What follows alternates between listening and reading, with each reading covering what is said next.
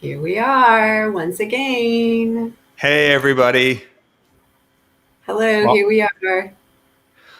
welcome to the Vineyard Creative Festival, and this is our second set of the day, and so we are really excited to gather here. We've had a bunch of chaos happening in the background, and so if there are extra beads of sweat that are running down my forehead or a slight strain in my voice, uh, it's just life. It's just life in 2021. Um, We love pressure. We love it. We function well under pressure, Kris. It's it good. would so seem. Well, we're really happy that you have joined us tonight. Make sure you share this festival on your Facebook page so lots of people can see. But we're so excited that you're here. We've got lots of wonderful people going to share their creative talents tonight. And just before we begin, I'd like to do a land acknowledgement here. And I'm going to do one in a creative way. I'm going to be acknowledging You're back. I'm back. The land that I'm going to be acknowledging in this poem is Treaty 1 land, which is the home of the Anishinaabe, Cree, Oji-Cree, Dene, and Dakota people, and the Métis homeland. So this is my acknowledgement. It's called Sojourners. My feet walked this land, but my heart has always belonged to the sky. That is why I was drawn to the strong bird hovering in the sky above me, on some invisible arm of wind, perched and in motion, a stillness and action, moving and suspended in time, her wingspan the length of my body, reaching out with invitation. I saw her weathered talons and wondered how one so free ever touched the ground. Like a guardian, her fierce eyes roved and scanned the breathing land of boreal forest and the heaving fullness of prairie expanse. Little sister, she said to me, I see you. Her words unsettled me. I felt my sense of gravity shift, my claim to home and space dissolve. I knew in that moment of earth and sky touching, we owned no land, her and I. We were sojourners here, where dominion had no place in our coexistence.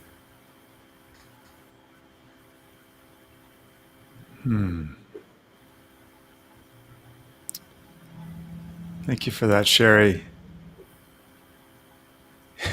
Yeah, important steps, important space to create. Yeah. So this evening we have a whole host of people who are going to be presenting and sharing their creative work. Just a couple of things, real quick, just to kind of set the tone for maybe those who weren't able to take part in the earlier sessions. So this is a celebration of creativity, a celebration of creative expression. We're going to have people who are going to be writing, sharing their poetry, sharing their art, their visual art, sharing their music, and so a real variety, and also a variety of skill sets. People who are at the beginning of their journey as creatives, and people who have been doing this for a lifetime. And so that's just part of the beauty of this. Part of the beauty of this space is listening and receiving and celebrating what's happening, and just the wide diversity of it. And so we just really, really love that. One thing that we're going to do, just to sort of, we had this earlier today.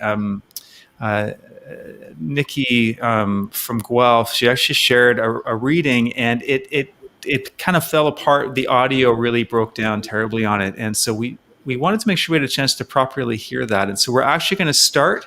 We're going to just shuffle the order around a little bit and start with a reading from Nikki and Everett Hammond, and she'll give a bit of an explanation. on the video, and so we're going to start that way. So let me just load that up, and here we go, everybody.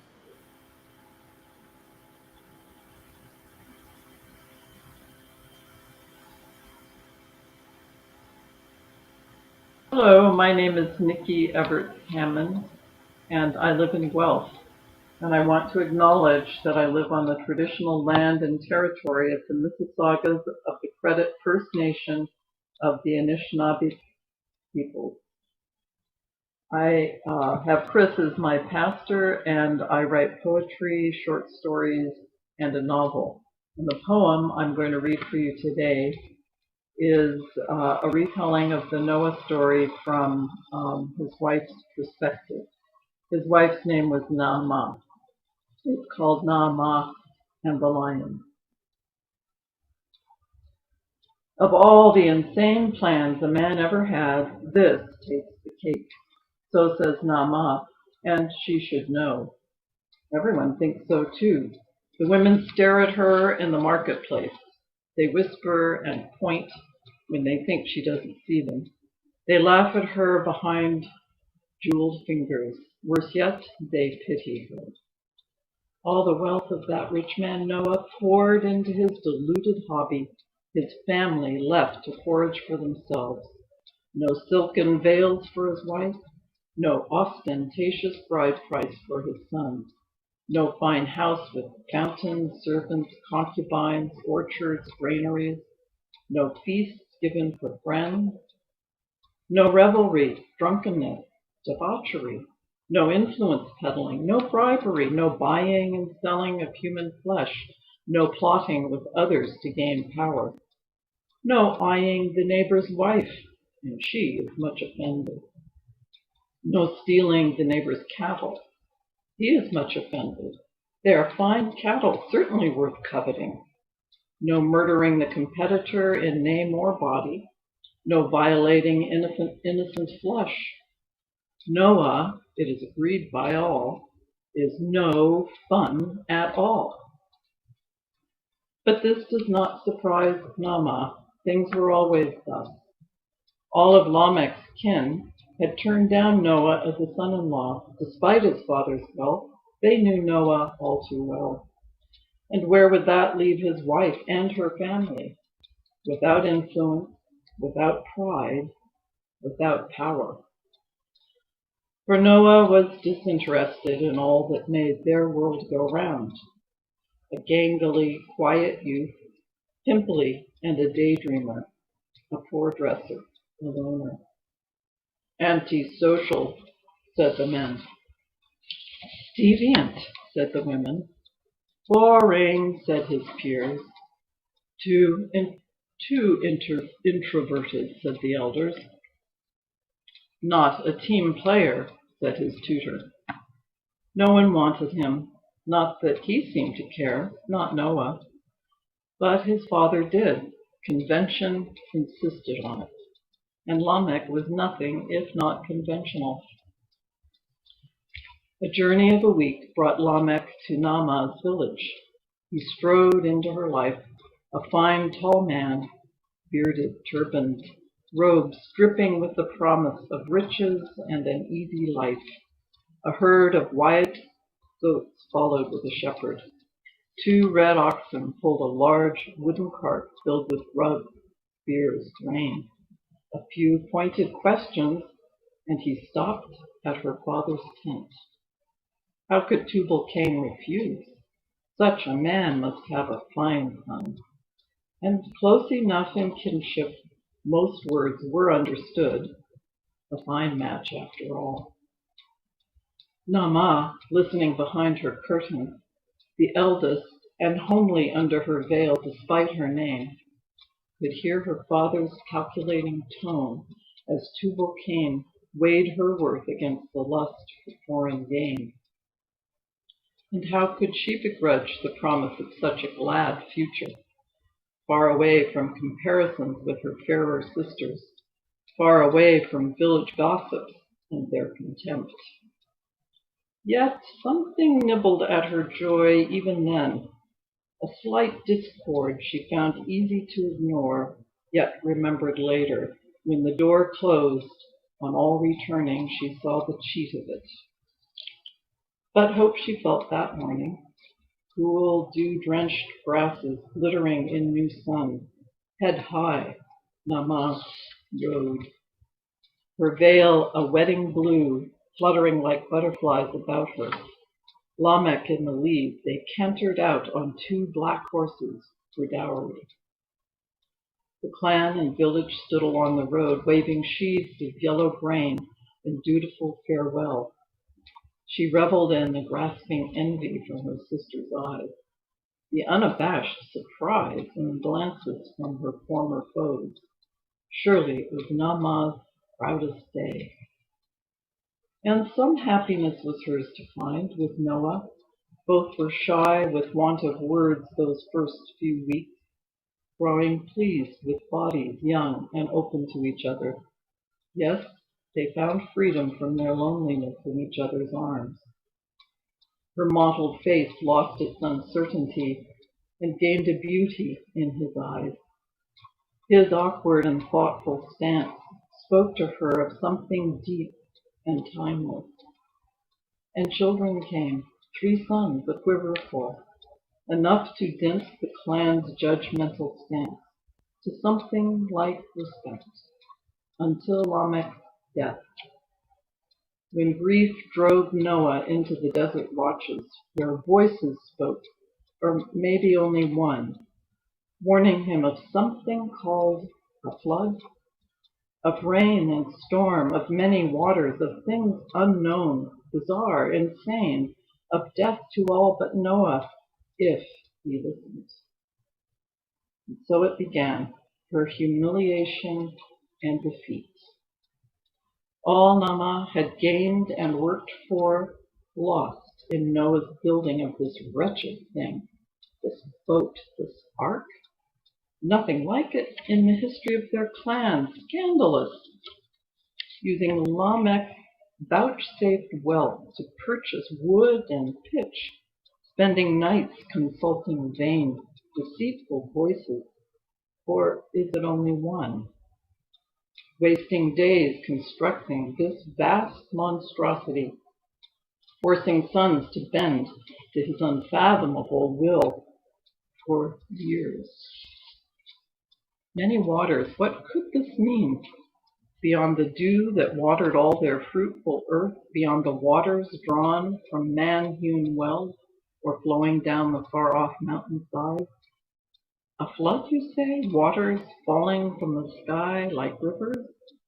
Thrown by a God of righteous inclination, displeased with its creation's foul and twisted ways? Absurd! We've lived like this for years. And on it went, the subtle looks and not so subtle words. The difficulty finding wives for sons so focused on their father's fears. Yet wealth remained, for Nama made sure it did, her hands unsuited to the futile task, left free to coax a profit from these goats and fields and oxen. Enough at least for modest wives, but not enough for luxuries or status, and not enough to solve the wounds or heal the rifts her Noah made. Returning from the market, burdened with familiar sorrow, she knew her youth to be a training ground for this, her middle age. Forever excised from the commonweal by ugliness at first, now her husband's rash rejection of all wisdom from the clan had set their course. Advice, first given kindly and not taken, then criticism, harshly driven, still not taken. Finally, this utter disregard. We have all become like ghosts, tolerated but ignored. Yet Nama persisted and carried on, her family fed, sustained by earnest hands and hopeless heart, for years and years and years, until that day the lions wandered in. The tawny cats entwined themselves round Noah's waist and purred so loud it sounded like a roar, and spooked the neighbors so they rushed to market and spread the word that Noah was a wizard, most powerful and strong, his ark a temple where lions came to worship and devour those unlucky ones who did not flee. This was the final straw, and Noah's wife prepared to join the horde of clansmen running for their lives. Naamah packed a meager bundle and turned to leave her home. I've had it with his voices, dreams, and visions, his single-minded focus on his ark. He tells me nothing, only asks me to believe. In what, I'd like to know? In what? In whom, he says. But this confounds me most. In him? That slight and pimpled husband from my youth? Will he protect me from the lion when he's not defended me from censure or abuse? So now I've had it. He can take his ark and lion.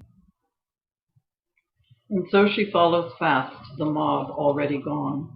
But looking back from the hills above, she sees at last the finished ark, massive, dark, and brooding on the grassy plain.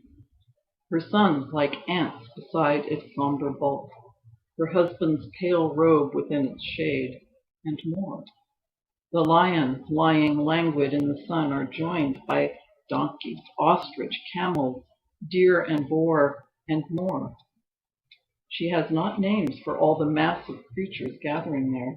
She squints against the evening sun, but cannot see so well, some too small to tell if beast or fowl.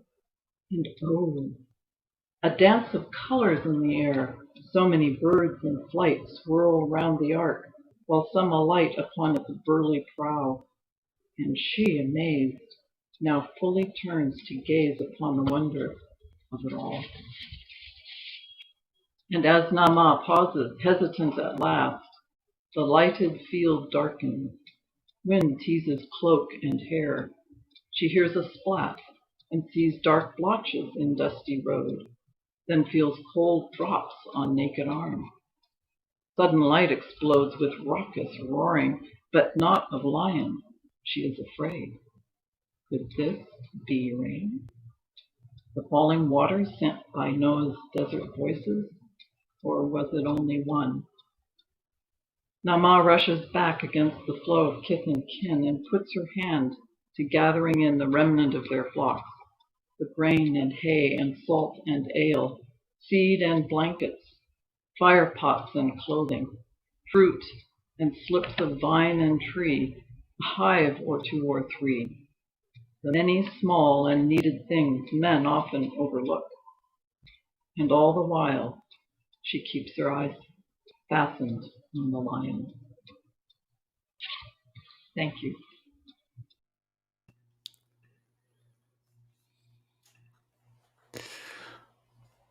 Yes, I love it. I love it too. What a gift to storytell, hey, to be able to use words beautifully to just draw people into story. It's such a beautiful, beautiful gift. Yeah, and we had an interaction with Nikki in the first session. So if you want to go back and you can see some of the comments, but yeah, we just wanted to give her a good and proper airing because it's a wonderful story, very unique. So, and we have actually from the same city, from at least for now, at least for a little while, our worship pastor for years, worship leader for years at the Guelph Vineyard, Adrian Wilson, one of my very best friends. How are you, man? Hey, good, Kris. Hi, Shezza. Hi, Hello, Adrian. everybody. Welcome here. Thank you. So, Adrian, what are you going to do here tonight? I was gonna play a song for you. Actually, I've completely changed the song that I'm going to play. I talked to you about that, Kris. I think you're all good with that. I was ready to play a tune, and then last week happened, and with the 215 bodies that were found, and the nation just recoiling and grieving from the events. And so I was preparing for worship last Sunday, looking for a way to call us together into a corporate lament, and just not finding words or finding songs that seemed to fit. And all I could seem to conjure up was this gritty kind of groan.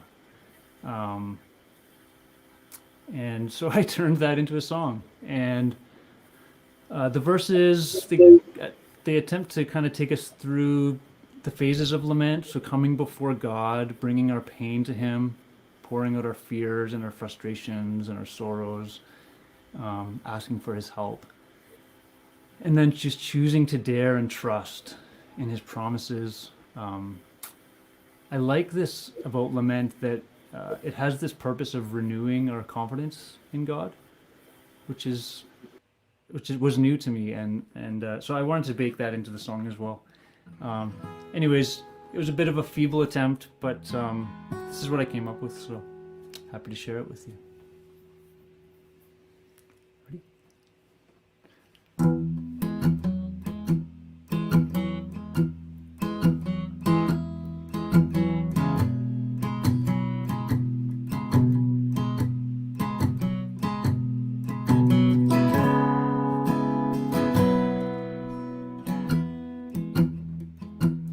We have come with burden on our shoulders. We have come with ache within our midst. Oh Lord, would you heal us?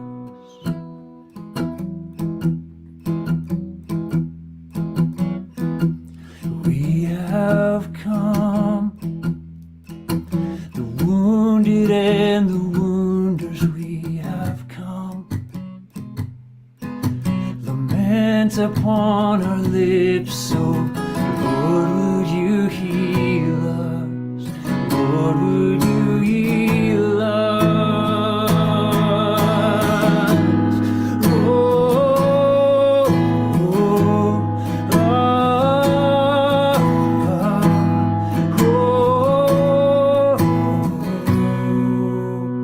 oh, how we need you.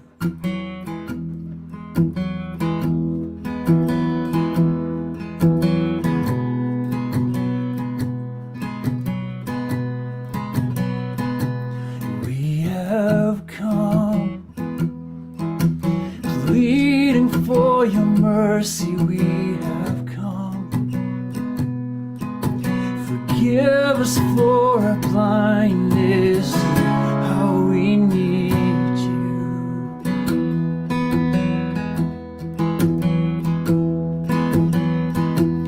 We have come, daring now to hope, and we have come, clinging to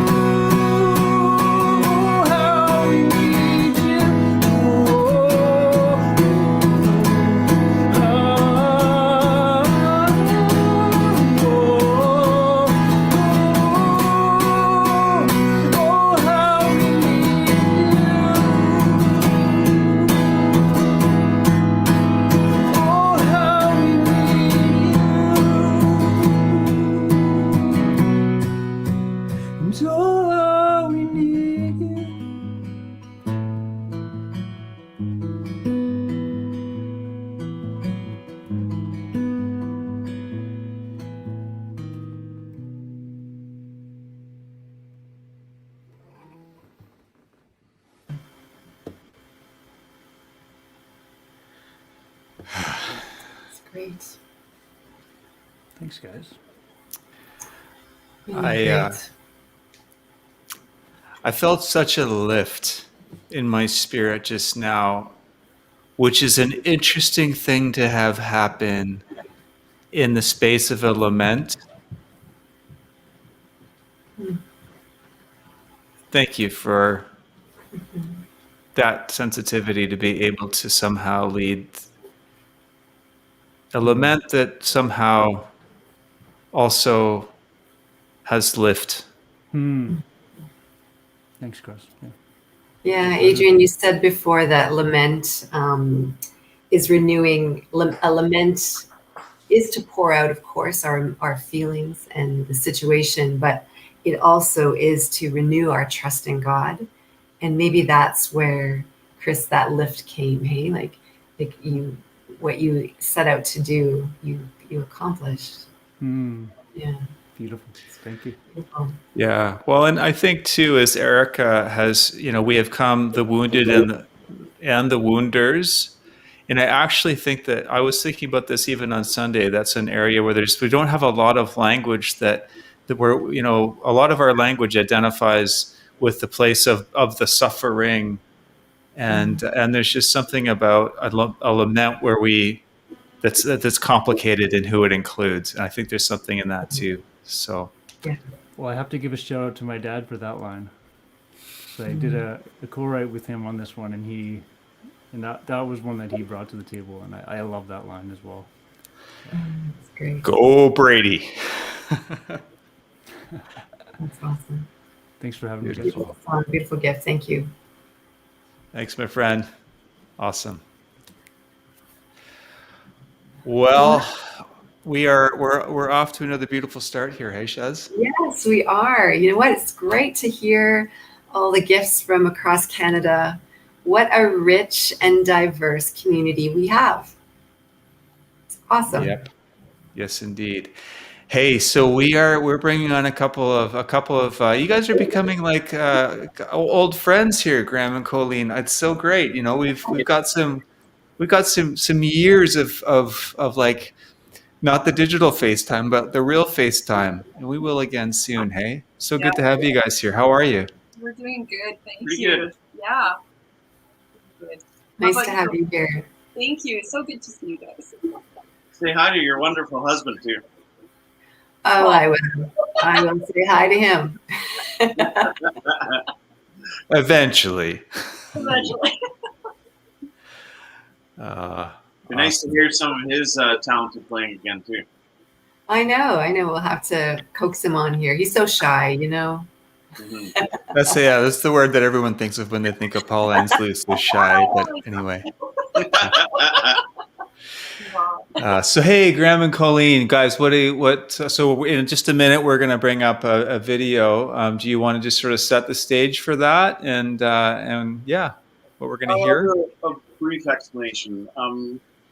At the beginning of COVID, Queen joined 100X, group out of the States, on Kingdom Marketing.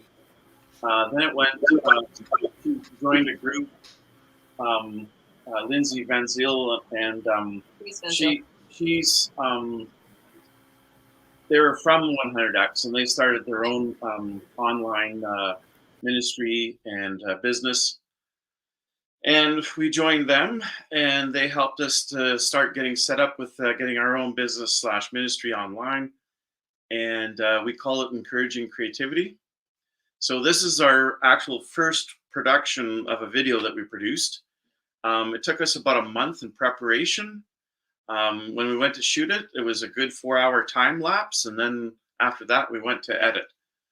And the funny thing is, we won't give out any things, but we didn't actually start with the painting on this one. We actually started with a prop, and it came into being from the paint, from that. So I think it's about all we need to say there. Yep.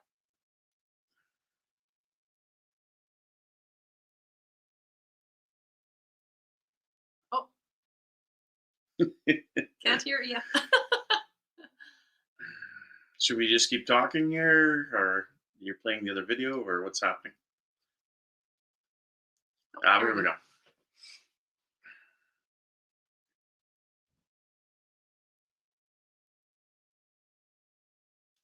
No sound.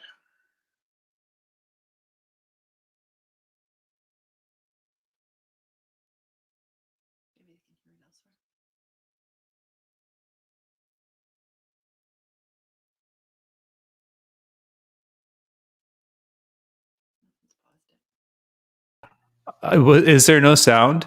There's no, No sound. sound. Oh no, you guys! This was part of the okay. This was part of the technical problems that we were having just before we got started, and we thought we had it licked, and now suddenly it seems like we don't have it licked. So, Well, it looks like all you might have to do is maybe just click on the audio on that video, and you probably have it.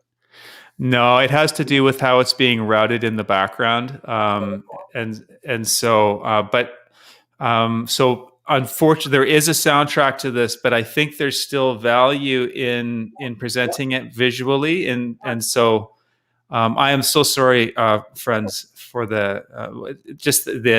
some of the complications of technology in these crazy times. So All right. if you wanted to, you could just do some impromptu guitar playing in the background. We'll see what we can do.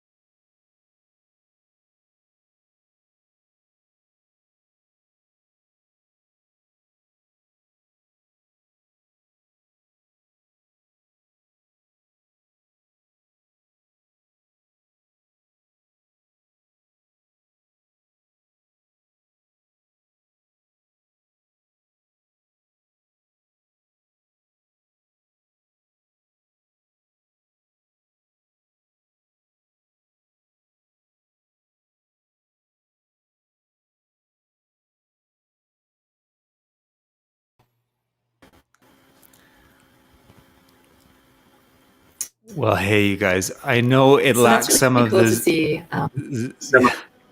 That's okay. It has fun sort of funky music to it.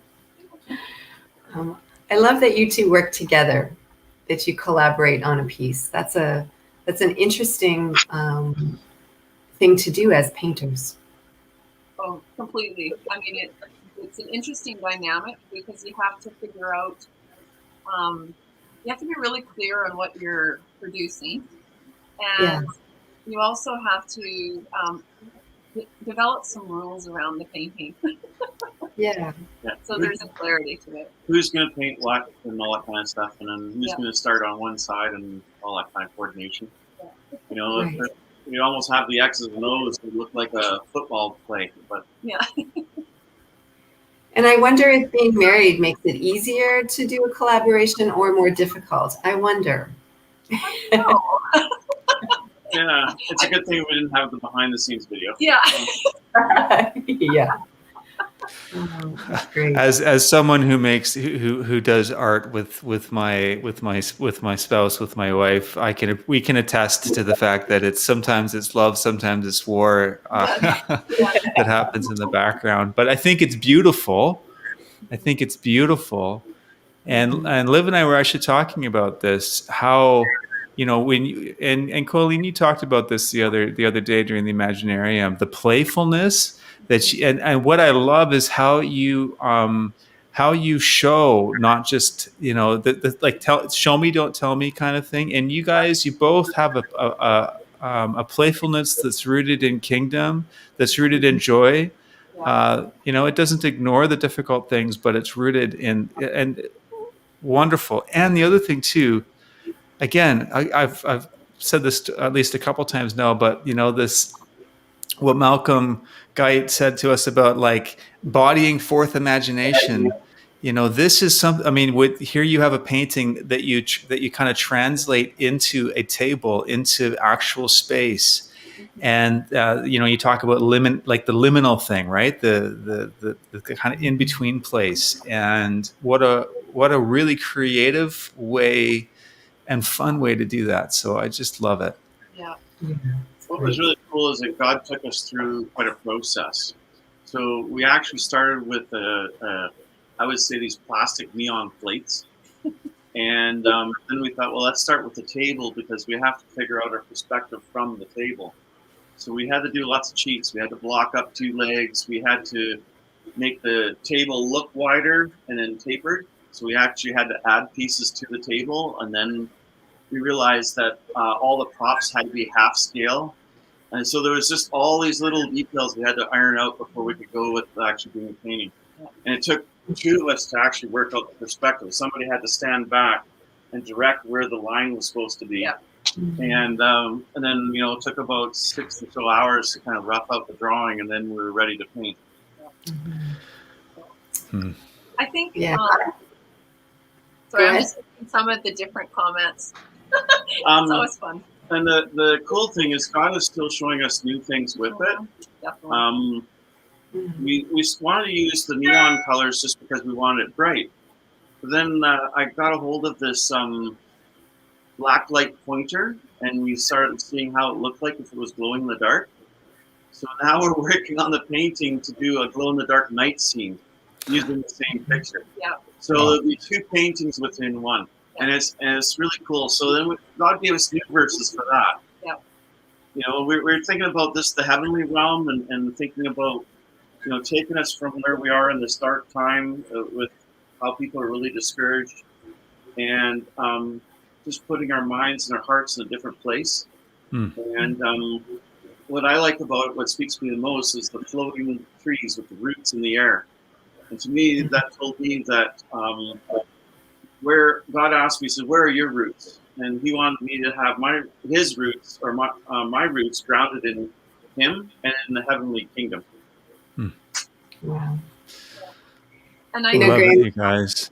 Yeah, Graham and Pauline, I think one of the things that when I look at the work that you do, I see the delight that you have in the process, in the making. And it reminds me of creation, when God made things and he said it's good. And there's just something really beautiful about your work that demonstrates the delight in the making. And so I love that. Thank you for that gift. it's interesting because a number of years ago, God told me, he said the nickname that he has for me is Delight. And so I just feel like that's just a tangible thing. And I think the other thing too, what you were mentioning about Kris with Malcolm Guite, like as far as it's been so much in my heart for things that have been intangible to make them tangible. I just have such this incredible desire to make the kingdom tangible, and to do it through beauty, and to do it through play and delight, and things that express joy. And one of the inspirations that I had, you can't see it, we have to do a close up here, but one of the things that we have is we have rainbow sherbet on the plates for each one. And I just felt that God was saying that it's the season that we're in. The challenge is for us to enter into joy and to put dessert first. It's easy to get caught up in the heavy and the meat and the potatoes, but I feel like God is saying, come into my joy, and then we can feast. Then we can you can have the fullness of the kingdom. So. Awesome. Well, thanks so much, you guys. So appreciate you and just the continual faithfulness to this. And this is again another comma in the conversation So until next time, friends. Okay. Yes. Thanks so Awesome. much. Take care. Bye-bye. So now So who we got next? we are going to welcome Ken Schultz onto the call. Hello, Ken. And let's make sure that you're unmuted there. There we go. Perfect. Hey, man. I've been having a few technical difficulties of my own with my my microphone not working. But it's good to be here, and it's all working now. Yeah, and you're joining my party. So thanks for being in the party with me. It's absolutely challenging but fun. Yeah. So Ken, what are you going to share with us? And welcome. Well, I'm going to share a couple of poems. I'm not primarily a poet. I am primarily an author. I have 3 books out, and I'm working on a 4th one. The cover art was done by a fellow from Brantford, Ontario. He's a Christian. His name is Dean Ellis. He's a good friend of mine. Just give him a little plug. But I have some poetry that I'd like to read, and I would really like to be able to do a screen share so we can see the words, not just hear them, if that's possible. If it's not possible, well, that's okay too. Yep, that should be fine. So you'll just go ahead and hit the screen share option, and I'll approve it onto the I'll be able to bring that up for you. Okay, just 1 second. There we go. All right, are we up? Let's see here. I don't see it coming up on the side here just yet. Okay. Well, it's not the end of the world if it doesn't. Okay. I'm quite prepared to just share. Okay. All right. Now, Well, just as a kind of an intro, the first one, my poetry today is going to be rather positive. I know a bunch of people on the chat last night wanted to hear my poem or hear about my poem, The Hollow Man, which is kind of the autobiographical story of my struggles with Asperger's. But what I wanted to share was 2 things fairly positive to make up for all of the things that are going on around us. And the first one is called The Hill. Now, you have to understand that I woke up from a sound sleep, and this came to me. Now, when I was a child, I used to have a dream there where I would stand up in the middle of the night or early in the morning and look out my bedroom window, and far off in the distance, I would see this hill. And I always wanted to go there, but the hill didn't exist. When I wake up and look out my window, there was no hill there. But this hill was constantly in my dreams. It was there night after night after night. I probably saw it 100 times. So anyway, here we go, the hill. There is a hill that I have seen in childhood through the window of my dreams. It is a secret, sacred place, unreal and yet existing, a mystery hidden by a veil, too hallowed for a human tread, and I have longed to run there, to place my naked feet upon the emerald incline, find a foothold, climb its sylvan slope, and solve the secret of its certainty, to gain the loaf-shaped summit, eternally dominant in the valley of my childhood dreams. Tonight, the hill appeared again, unsummoned and unseen for decades. I had forgotten its eminence in my nocturnal visions, nearer tonight than in memory, but still beyond reach.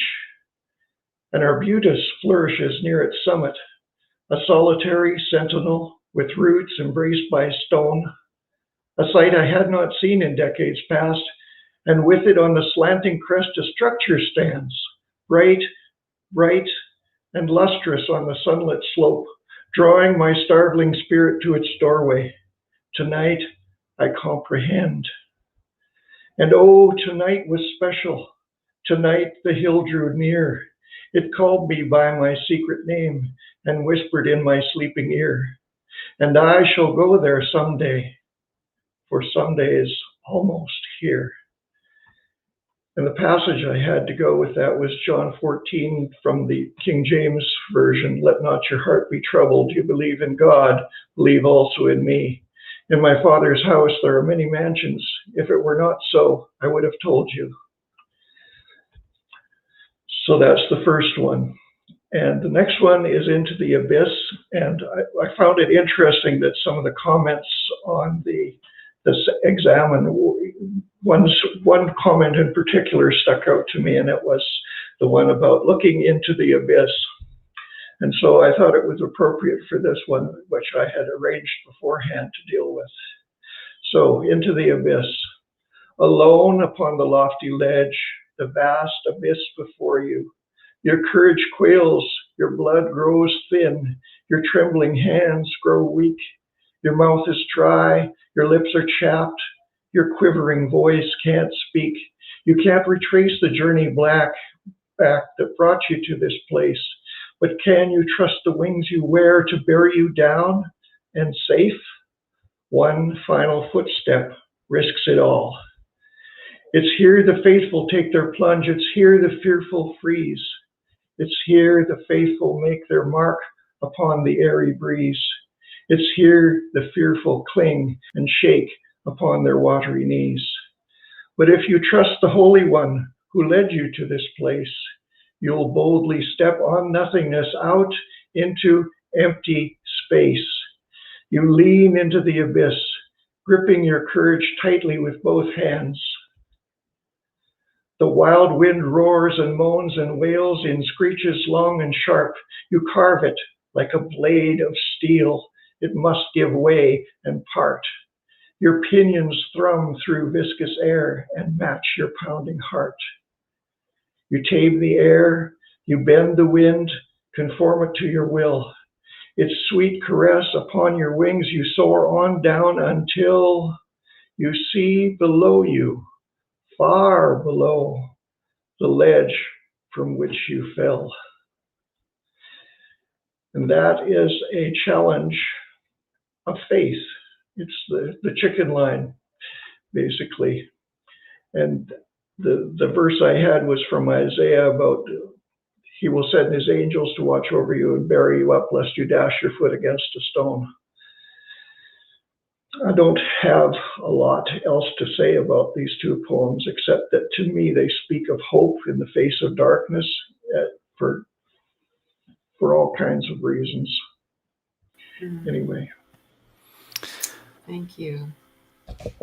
And I too, I'm in love with the sound of the words, as you can tell, and the musicality of it means a lot to me. So it's always something that's been foremost in my mind.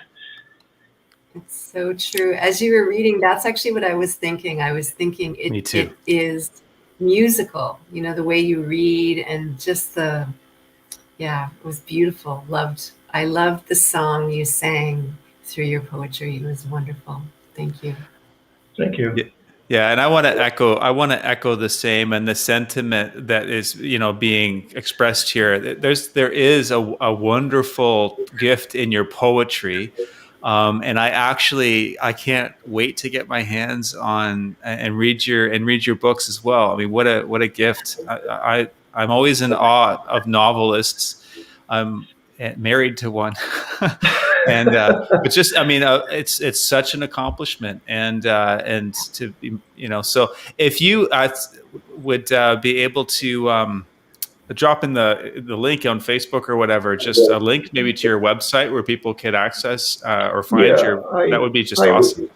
I'm in the process actually of doing poetry readings and loading them up onto my website. My website is krschultzauthor.com. So anybody who wants to, I haven't uploaded the Hollow Man yet, but I'm about to do that. I know I had a lot of requests last night for that one, which is quite a bit longer, so I didn't really want to share that one. And that one is, like I say, autobiographical, and it's very vulnerable.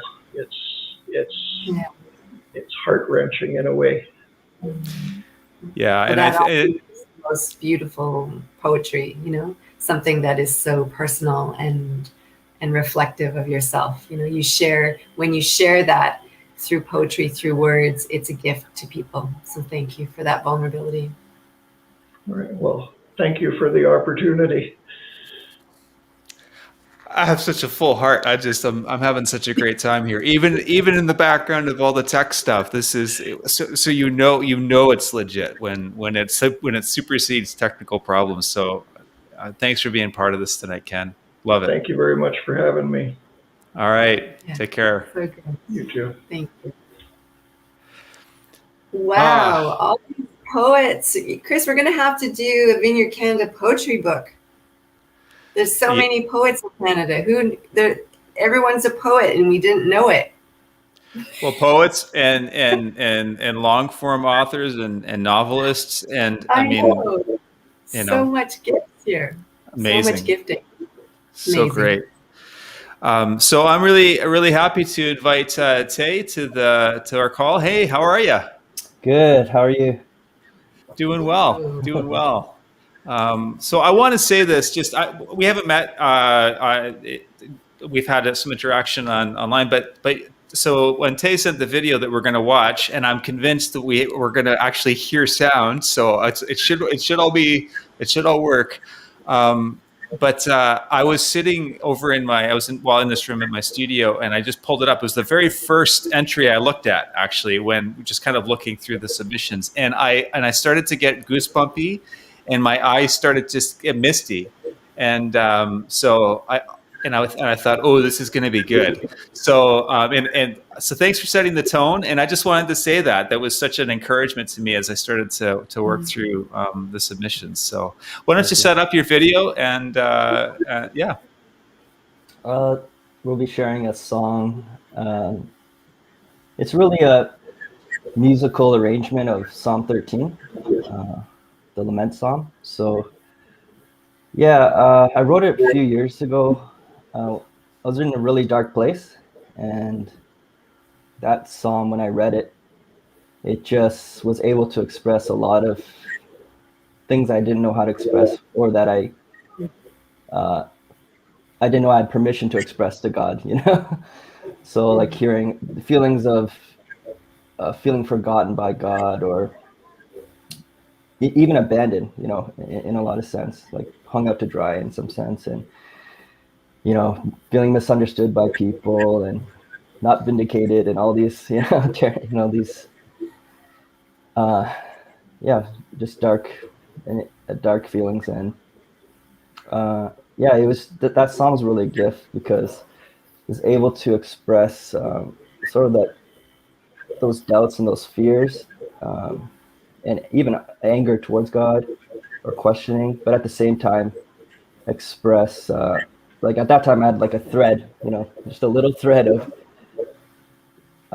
just wanting to hold on to him. And I wasn't fully convinced that he wasn't there and his love wasn't always there, you know? So I think this song is a really, really powerful song.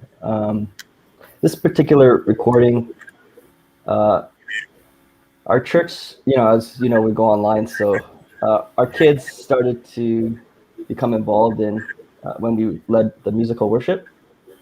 So then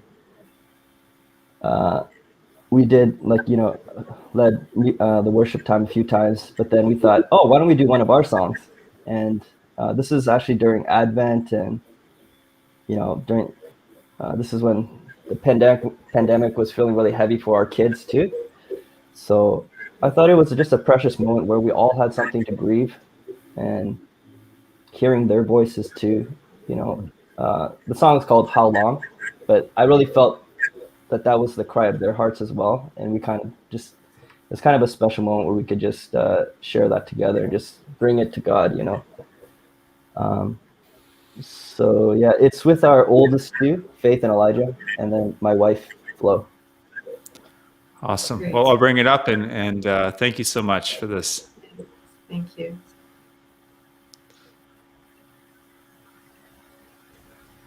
How long, how long, how long, how long, how long,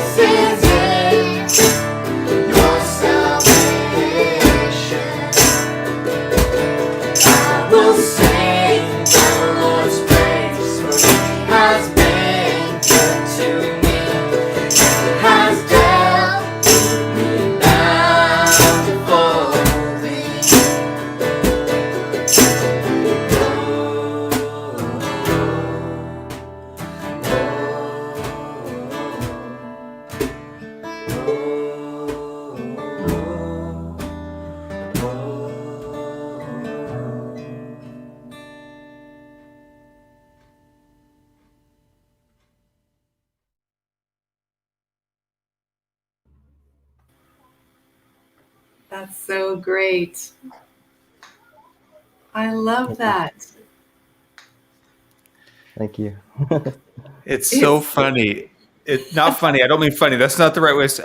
I want to do. I want to I want a fist pump right now. Like I love. why don't we? I, Yes, yes, yes, yes. this is and it's not about eliciting fist pumps from the hosts or anything about like that. But there's this thing that just is so authentic in this expression. I love how genuine it is. I love how organic it is. I love that it's your whole family. I love that it's singable and that it just, I don't know. It's just like I felt it again. And I just thank you for the gift and for welcoming your family into your creativity and it being this mutual thing. Oh my goodness, it's just beautiful. Yeah, Thank you so much.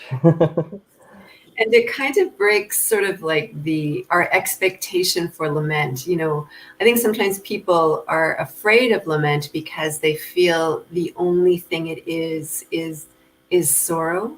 But in that song, like you could feel the longing, but you could also feel the renewed trust in God, right? And the like the lift that we talked about before, Kris, right? Like there was something in that moved us heavenwards. To trust in him. And so I love that. Thank you for that beautiful, beautiful offering. Love it. Thank you. Yeah. And one other thing too, just before we let you go, that I think just as we're thinking about, both this song and Adrian's song and some of the other things we've seen so far that touch on lament, and it feels like there's wings under it a little bit. Yeah. Just drawn to this thing of if we feel like we're going to actually do a deep dive into the abyss, it's a really, really scary place. But when there's something beautiful that's kind of coming around us, it makes it feel safer to go to those dark places because you know that you got wings and that there are currents, right? And so I think that that's part of what this song does for me, and Adrian's too. And actually, when we start talking about lament, like we're not just getting and covering ourselves totally in the dust, although there are times for that. I think we see those. But just that place of, a place to safely go somewhere with our hearts. So thank you. Yeah, thank you for that. It's beautiful. Thank you for your High words. fives to your family. Yeah. Yeah. Great. Thank you so much. And also, I love the instrumentation. I just, Yeah. yeah. So, anyway, thank you so much. Keep doing what you're doing, and I do suspect that you may get some requests from people for chord charts. So don't be surprised if that's a thing. Yeah. I'd love to. That's great. All right, friend. Blessings to you guys and your family. Thank you. God bless you. God bless you. Oh, a quick question before you go. Where are you based out of? I guess we didn't quite establish that. Vancouver, right? Vancouver, yep. Okay. We're awesome. repping Vancouver Eastside Vineyard. Awesome. Okay. All right. Good night. Good night. Yes. Yeah, I see Adrian coming in like, yes, give me those chord charts. So awesome. And I know Eric, the whole chat's going crazy. They're like, we love it, we love it, we love it. Yeah. It's good. All right. Well, hey, let's bring Daniel onto the feed. Hello, sir. Hello from Calgary, Alberta. Calgary, Alberta. I want to say right off the hop, you sound great. Oh, thanks. Thanks to Apogee on that one. Yeah. And Awesome. a wire. Yeah. So yeah, welcome here. So glad to have you and be able to share some music with us tonight. Would just love to give you some space to introduce yourself, kind of set up what you're going to share with us, and yeah, go for it. Yeah, sure. Thanks. So years and years ago, 2007, I was a young father of two, and leader in the church with youth and in worship, and also studying, working on my degree from Tyndale in Toronto. And I was, in a season of place where I had spent some time away from the church, and after some time out in the desert there, made my way back, and was sincerely seeking to understand the Bible and everything that I had learned as a kid growing up in church. And I just remember doing the dishes one night and being struck with this new concept that I was learning about of communion and Trinitarian theology, but also of the centrality of the Lord's table to our worship, to our embodying and acting out the story of the gospel. And I was really surprised to learn at the time that Eucharist has this root in Greek with thanksgiving, and to give thanks, right? Which, of course, dropped deeply as I had heard the liturgy for so many years about, and when you break bread and give thanks, do this. So I thought, well, we need more songs about Trinity. That would be good. And, Eucharist means thank you. So maybe there's something there. And I was doing the dishes one night, and the chorus, thank you, Father, thank you, Jesus, thank you, Spirit, came. And, it was that little spark that I needed. And then, over the next years, fleshed that out and kind of put it away for a long time. And I'm really thankful for, the last season of since joining Epic Vineyard, and how Epic has created a space for creative work and creative people to be a part. And after some encouragement from some peers, finished the song, and I'm really happy to bring it to you. It's called Thank You. It's a communion song. And the words are pretty simple. Hopefully you can pick it up and join in from wherever you are. So I'm just going to take these headphones off while I do this song, and I'll be right back.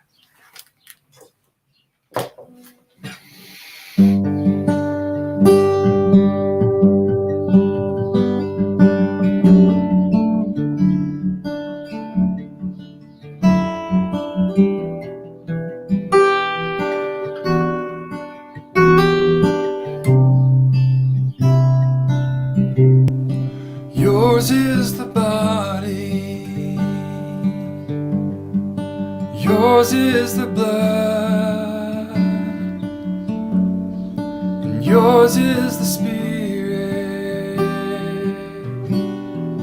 living in us. This holy communion,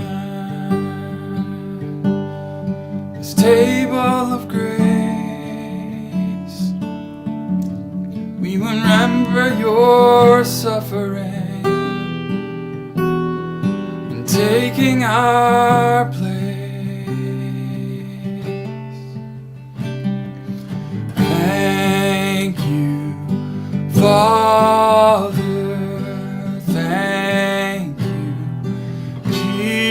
Jesus. Thank you, Spirit living in us. Your life calls us to a higher way, and so we sing. You came and you taught us the fullness of grace, your resurrection leading the way. Now we are your body, sealed with your blood, in the life of the Spirit, living to love. Thank you, Father. Thank you, Jesus. Thank you, Spirit living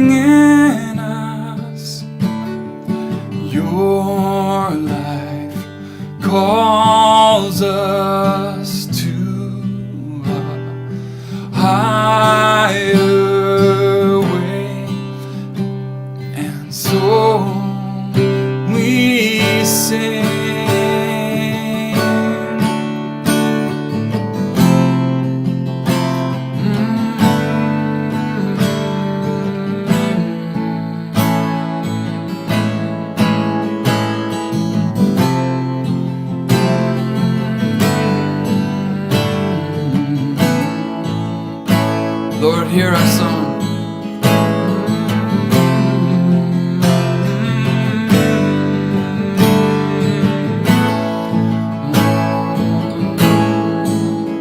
Thank you, Lord. Thank you, Lord.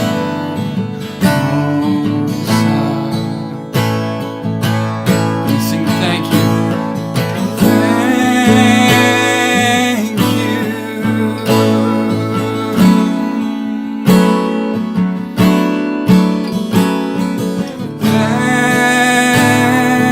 Thank you. Thank you.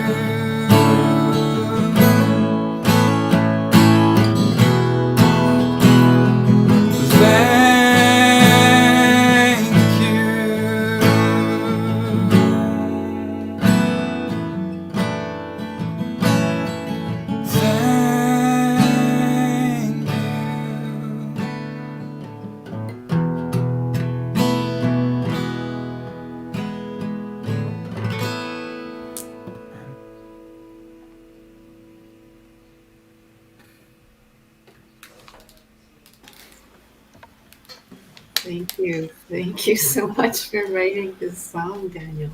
It was a gift. Such a gift. Yeah, there's something about that. Again, I mean, well, you let us in. You let us in a moment of thankfulness and a moment of worship. Yes. And I love that is, that's a place that we can go together. And all of these songs and this song, I mean, I love communion songs. I've written a couple of those myself because there's something about knowing, like, this idea of writing to a specific, writing a song for a moment, for a context like that, that really is a profound gift. I love it. Yeah. Yeah. And it's so, I love it. It's just so engaging. Like, there's something about the simplicity of what you're saying, and the truth and the profoundness as well. There's these both things. It holds such weight, and yeah, people could just enter in as I'm sure when you read all the chat, you're going to see people just saying thank you. So some things here. Home run right from the starting gate. Mm-hmm. Your voice has a peace and tenderness. Mm-hmm. Great. Thank you.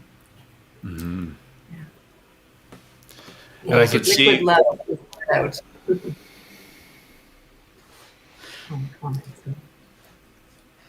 It's just a joy to be a part of everything going on and to see all the beautiful gifts that people are bringing, and to hear the words from Malcolm just tear apart my imagination and put it back together again, and thinking about embodiment, right, and embodying, and those images. I couldn't help but think of this song too, Yeah. Yeah. Yeah, I hear you in that, and I echo it. And I have a feeling, this is my mind, I have a feeling that, Graham and Colleen are probably somewhere in their living room just doing their fist pump with the whole table thing too, right? And just, yeah. So grateful for that tonight. It feels a bit like we've had a few moments that feel kind of like communion a little bit, don't we? Right? Yes. Mm-hmm. Mm-hmm. Yeah, and what a beautiful song to gather us as a community, although scattered across the country, together in that song of gratefulness. So thank you so much. All right, friend. Thank you for being part of this. So good. Until next time. See you again. Until next time. Yeah, we look forward to hearing more of your work. Oh, all right. This is, I keep using, I feel like I need a vocabulary check. I keep using the word rich, but it just really feels like, again, this wealth of just sharing and yeah. I keep using the word wow.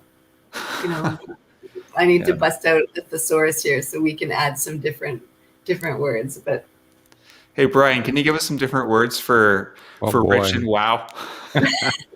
Yeah, awesome. Totally amazing. Yeah. Off the charts. Hello, Hey, Brian. man. Hey, Shezza. So good to see you. Yeah, so nice to see you too. Looking forward to our time here with you. Yeah. Well, sir, yeah, great. Really grateful to have you join in with us again tonight. And yeah, we'll just kind of give this to you to set the context for what we're going to be sharing in just a moment, and I'll have your video ready to go. So Okay. I mean, it's kind of self-explanatory. It's called 215, and you know, just I felt like when the news came out, I was just like sucker punched in the soul and in my spirit. And but for about a week, I couldn't say anything. I couldn't do anything because I was too furious with the government and the church. And but one morning, I just woke up 5 a.m. I was woken up with the number 215, and I realized it was just pounding in me, but it wasn't just the number, it was actually a melody in my head. And that was the songwriting assignment. And then I wrote a draft, and then I reached out to Cheryl Bear, an Indigenous artist here in the local area. And of course, it's been a very difficult season for her and all Indigenous people, especially even Indigenous people of Christian faith. And but anyway, in the end, we ended up co-writing the lyric, even though it's primarily my expression. I wanted to make sure that everything I was expressing in this protest and lament song helped more than harmed. And so we've actually done some revisions to a couple of lyrics since I sent this to you, and this is kind of a private preview of the song. I'm going to do some way of releasing it next week. So there you go. Roll it.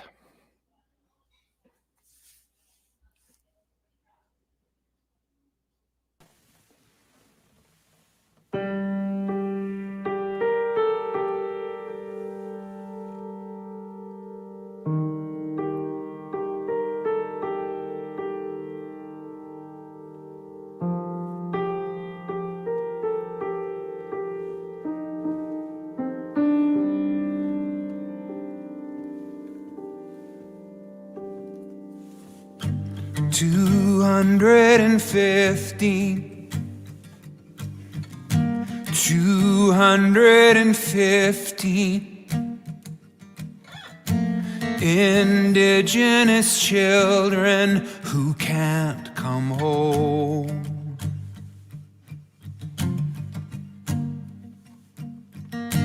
215.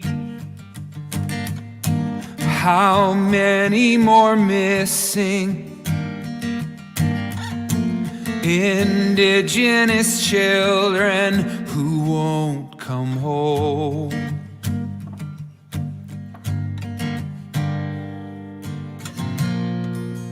Why did it take so long? Admitting this ancient wrong, when mothers cried through countless nights alone. The church with the government covering their violence. How could such savagery stay unconfessed?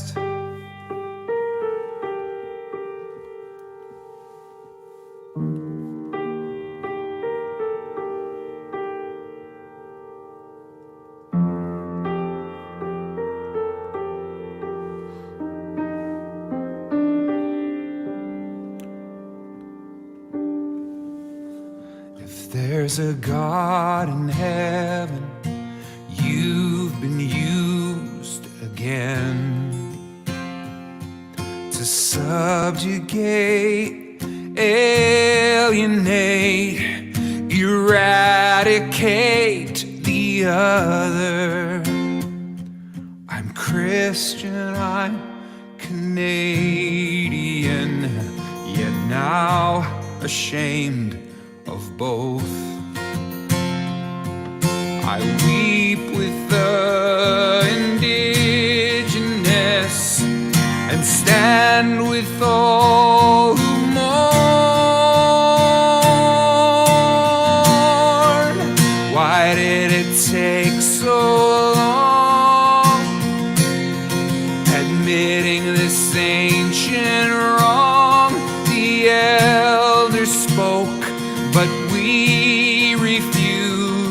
to hear the church with the government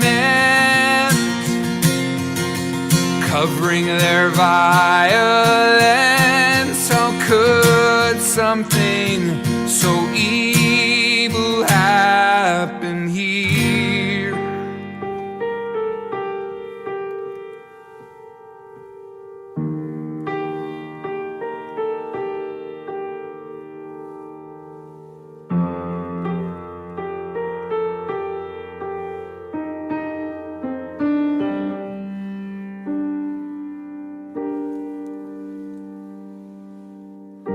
$250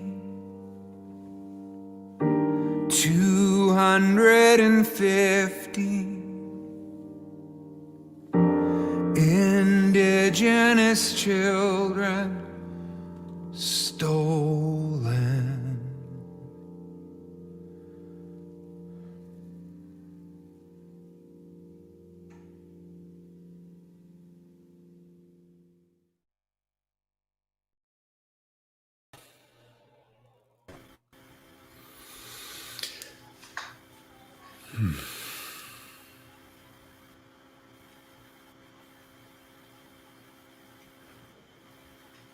Thank you, Brian. Wow. I mean, it's been so, this whole thing is just so brutal. And the fact that it's taken so long, the fact that the Catholic Church and its leadership still hasn't apologized, the fact that there hasn't been enough action, I tell you, it's just, it makes me furious. And what happened was, before I wrote this, I had been reminded of how in the 1930s, Billie Holiday released a protest song called Strange Fruit. And it was about the lynching of blacks in the American South. And it literally was one of the things that started the awareness in the North almost of what was happening in the South. And when Cheryl and I finished the wrestling with and writing process, you know, she kind of said to me, Brian, this is another step in your decolonization. And I was just like, oh man, how we need it, you know, because I've always felt like the indigenous people carried spirituality in a way that was so incredibly beautiful and holistic. And so that's one of the reasons why we put that line in there. How could such savagery stay unconfessed? Because we, the Europeans, were the savages, not the indigenous, even though people around the world, and it's happened in Australia, it's happened all over the world, is the European colonizers called the local people savages. And it just breaks my heart. So anyway, there you go. It's not the easiest song to listen to. It wasn't the easiest song to write, but it so I'm planning to release it next week on YouTube, and I would imagine it will maybe get some pushback from some of my audience, but anyway. Thank you, Brian, for sharing. And you know, and the thing is, I'm going to call up a comment here that came in through YouTube, and it's kind of a hard one, and it's not the sort of comment that we necessarily would want to pop up on the screen. But here's the thing, you know, it's churches just like us. This is our story. It is our history. It's not what we want. It's not what we choose. It's not what we desire. But there's like the reckoning is not just a reckoning with the past. It's a reckoning actually with who we are today. And I think that is something that is in the heart, you know, our hearts break for what has happened. And but it's not just a reckoning with the past, I think. And I really appreciate that in your song. It's not all past tense. There's a reckoning with right now. Well, and I appreciate one of the previous songs. I can't remember who it was, The Wounded and the Wounders. And the fact that we all play both roles at different times in different ways. But this is just so extreme, so brutal when you think of children. So, and I really appreciate all what people are expressing. The gratitude, this last Daniel is amazing. This communion, like it's all needed. I want to express the joy and the gratitude, but like as a songwriter, all I can do is write the next song that presents itself to me that needs writing, you know? So that was the next song for me. So, Yeah. Yeah, and I really appreciate, Brian, just your sensitivity to the leading of the Spirit, you know, to be able to take in an experience like the news and to hold that for a while and know that recognize that in that deep emotion that you're feeling in reaction of anger, disgust, all of those things, that you felt the Spirit move you towards these lyrics, you know, and there's something really powerful in when a creative person listens to the Spirit, holds the weight of experience, and then waits for that leading of the Spirit to begin to pour out words that are the heart of God. And the anger and the lament and protest in your lyric, I feel, touches the heart of God. And there's response from that because of that. So yeah, thank you for listening and for sharing that.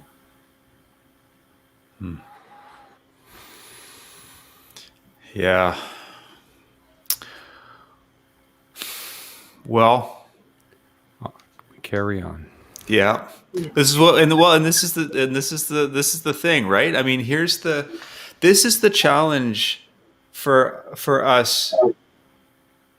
You know, this idea of creating towards the purposes and the imagination of the kingdom and the purposes of God, is that the heart of God is not muted in either joy or in the agony of lament.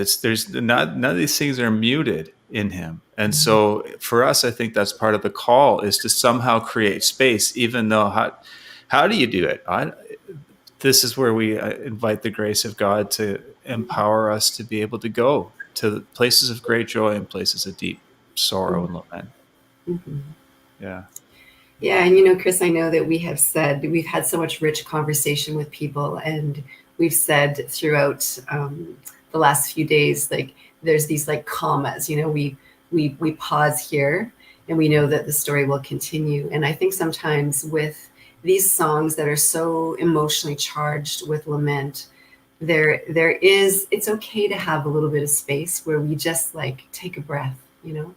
There's a comma, and then there's a long ... you know, where we just like take that in and feel that emotion, and not be too quick to push it away, you know, because just to hold space for it is such an important thing. Even though it makes us uncomfortable, we want to move past the comma and the ... right? But let's hold space for it, and I appreciate that we're doing that here. Yeah. Good.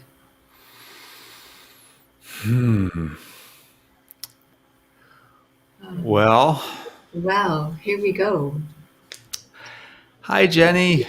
Hi. Jenny. Hello. You guys, hi. Welcome here. Yes, thank you. It's good to be here. Yeah.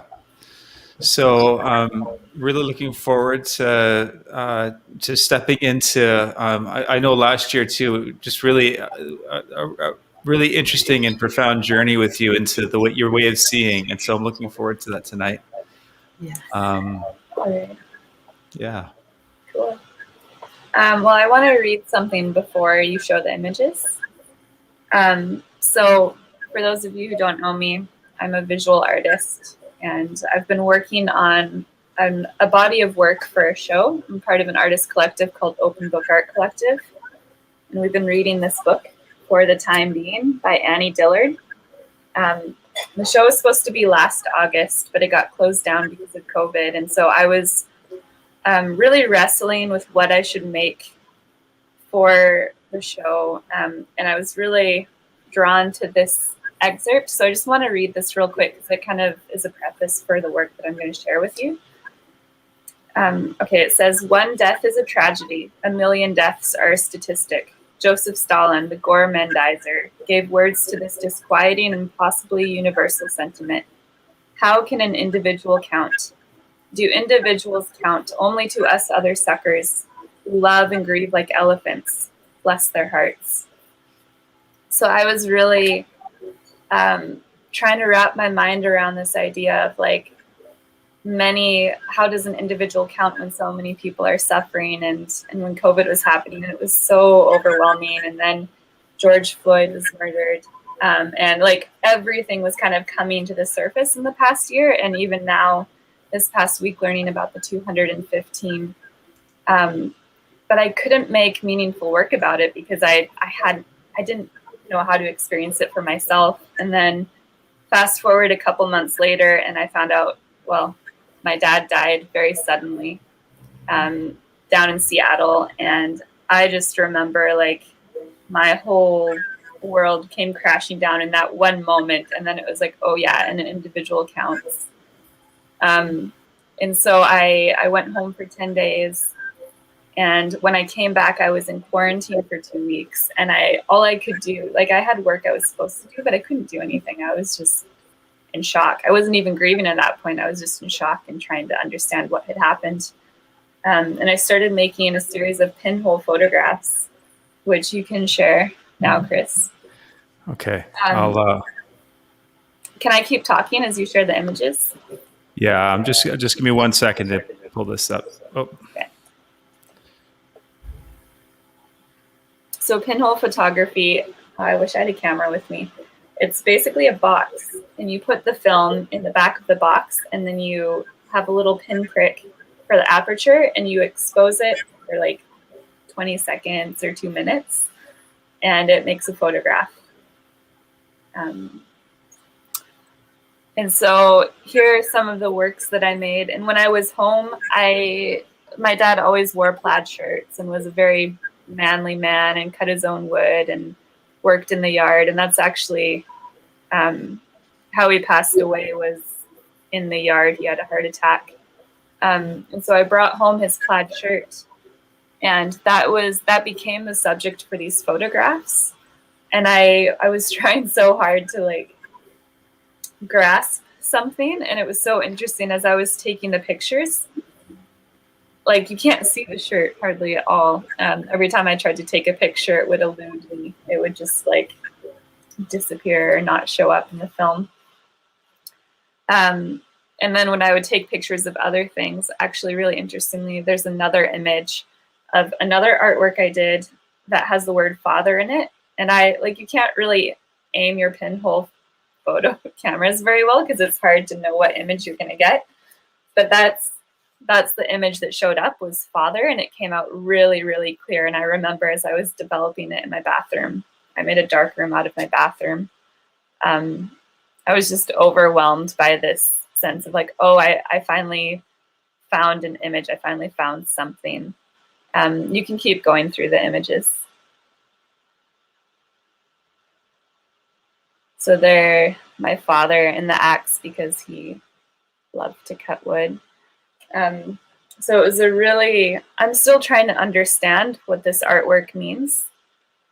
And I think that more is revealed as I think about it and write about it and share it with other people. But yeah, it's definitely about presence, and how sometimes when a person is absent, they feel more presence in their absence.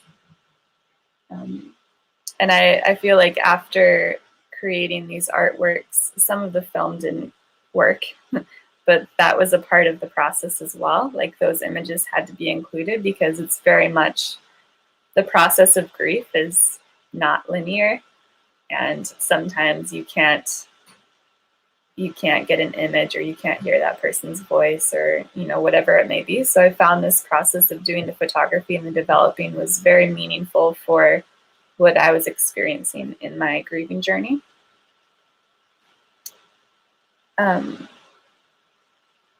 Yeah, that's the shirt as well.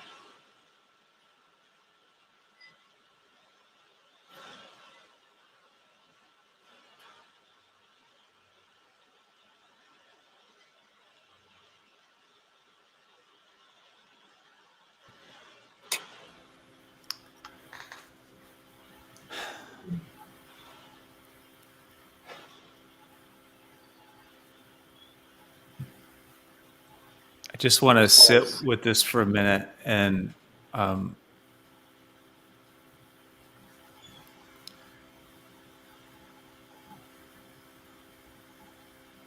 this just speaks on so many levels, the process that you went through, and also just all of the story that surrounds.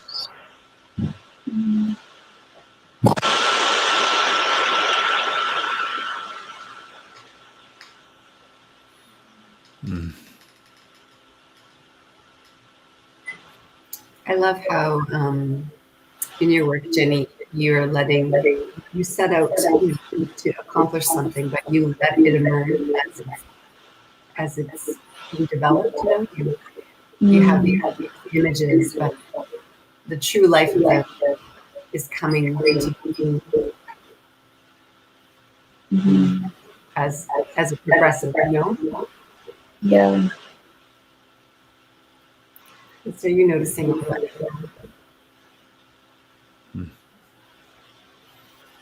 Yeah, I read right before, maybe like an hour before, I read an article about the 215 children and how the people who weren't already aware of the mass graves that a lot of people have known about.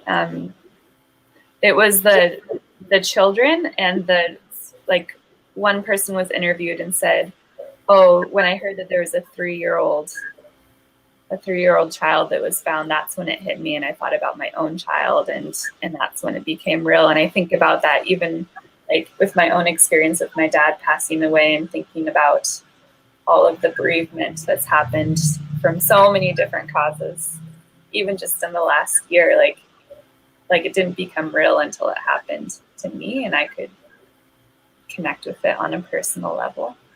Mm-hmm. Yeah. Yeah. It's interesting too, Jenny, how the creative process can help us with our grief. You know, I love how as you developed these images, there were images that emerged that surprised you and ministered to you. Mm-hmm. So in the act of making something, just following that inspiration, healing came to you. Mm-hmm. Yeah, many of the films did not turn out, and it definitely experienced the frustration on like such a deeper level with everything else that was going on. Yeah, it was very visceral. Yeah. Yeah, and I just think too about so there's Colleen here who's speaking about the just the framing, which I'm really looking at and seeing too, and just and also, and this is something that I've heard you say in the past as well, where your creative work reveals itself to you, not always in the process, but sometimes after, finds context. And I mean, obviously there's a really painful context, and thank you for the vulnerability of sharing this with us too. I mean, that it's not a small thing. And also then to be able to hold open-handedly and say, what is it that that this work is going to speak and to share and to reveal? I just think there's something for us in that, right? You know, this sort of dance between the extraordinary intentionality that is part of so much mastery, and the real humility and bravery of being able to just pull on a thread a creative impulse, and sort of see what story emerges in there. And just the partnership and the humility of that is something I think is really, I'm just really struck by that as well, looking at this work. Yeah. Thank you. Thank you so much for doing this and for sharing it. I know that when we share something that comes from our own grief, other people can receive that because we all have grief in our life, and it ministers to other people. So thank you for your vulnerability and sharing with us. You're welcome.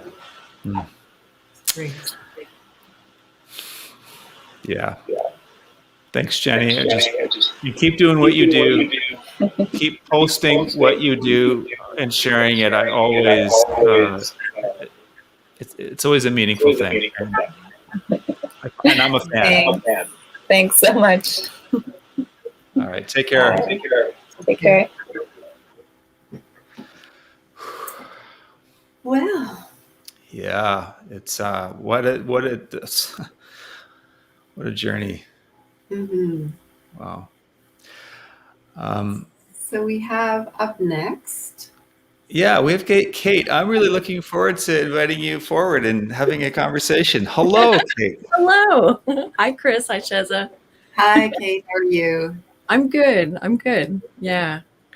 Yeah, this has been an amazing experience. I was on the Imaginarium, and it was just so profound. I hadn't been on social media in a couple weeks, and I popped on, and it was a suggestion to me out of nowhere, and I said, "Oh, this looks really interesting. I want to do this." And it's been a wonderful experience. You guys have put on a beautiful event. Thank you. Oh, well, thank you. I'm so glad to have you with us, and it's been so great to have your face and contribution in the mix of the last couple of days. And so this is a lot of fun. So Kate, why don't you frame what you're going to share, and then are you going to screen share for this one? Then is that? Yes. Yeah. I am. Yeah. So in 2019, I actually. My business coach in March of 2019 asked me if I would be an extra in a marketing video for her church. And I was not a Christian, and I was very cynical. And I said, okay, yeah, sure. And I just to be nice. And I got into the worship service, and it was a praise service, which I had never been to. And the worship leader started singing, and I just kept feeling something come up in me, and it was not something I'd felt before. And when she started praying, I lost it. And Holy Spirit came to me, and I gave myself to Jesus, and it has been the most amazing, profound experience of my life. I've always been a spiritual seeker and never could figure out why I wasn't finding what I was looking for. And then I found it. And in November of 2019, I was going to sleep, and I had a vision. An angel came, and I couldn't see any details. It was just such a bright presence, and big and shiny and white. And I went to the throne room, and I had never experienced anything like it. And since then I've had a few other experiences, but nothing quite that profound. The sense of love and welcoming that I felt in that room is something that I've never felt in my entire life. And on the way back, God said, "Do art for me." I've been an artist my whole life, and I have never had a cohesive style. I've always just kind of done this and done that, and it's never come together. And I've always thought, that's just how I am. There's something wrong with my art. And but then he gave me this art. I woke up, and I knew exactly what to do. The next morning I woke up, and I knew what materials I was going to use. I went to the art supply store, and he told me what aisles to go down, and Spirit was leading me on what to do. And so this is a series of 8 mixed media paintings that I did that were all inspired by God, and even down to what materials to use. And it was, the 8 pieces were such a profound experience to make them with God. I've never had a partner like God. and I became, the experience of doing that, it freed up something in me that has allowed me to go on to other mediums since then, but to continue working with Holy Spirit. And it's just been amazing. So I'm going to just share my screen, share screen, and share. So there we go. Oops, there we go. Okay. So the first painting, the first piece that I did, I had never worked with gold leaf or, and I'd done acrylic paintings, but that was about it. This is called The Throne Room. And all of these pieces too, it was interesting because I've done mixed media pieces before, and because of the materials, I couldn't photograph these. The light kept reflecting off the gold leaf and the different materials that I used. And so I have taken some short video clips of each piece to show how I don't know, they make me feel, I've got them in my what I call it my prayer room. And when I go in the morning, a lot of times the sunrise is reflecting off some of the different pieces, and it brings me a lot of joy. And I haven't had the opportunity to show them to very many people because of COVID. And so this is them. This was the second in the series, called Child King. And all of these, God told me what to go buy to put in them and showed me how to put them together. I don't feel like I can claim a lot of credit because he changed my art completely. And this has some little tiny glass beads and some foam beads that I painted with gold paint. And I never would have painted with gold paint before this, but now I'm hooked on gold paint.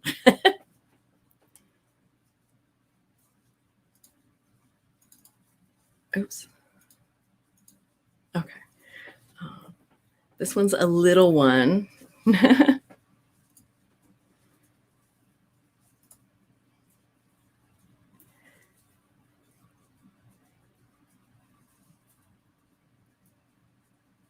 My work had never been so whimsical up until these, and I just had so much fun doing them.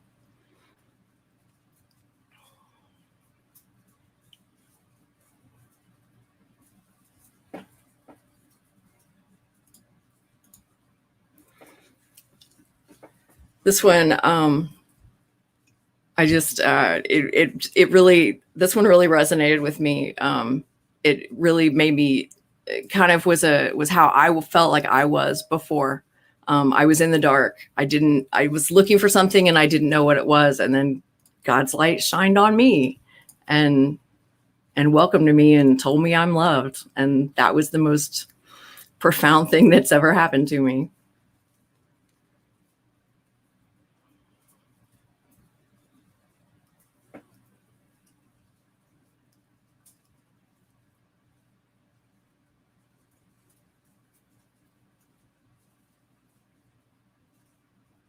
Those are the rays of light streaming through the stained glass window.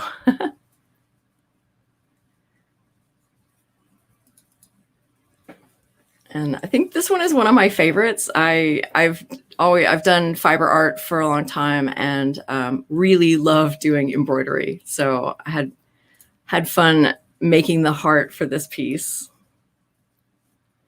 And it's, just about how He's got my heart.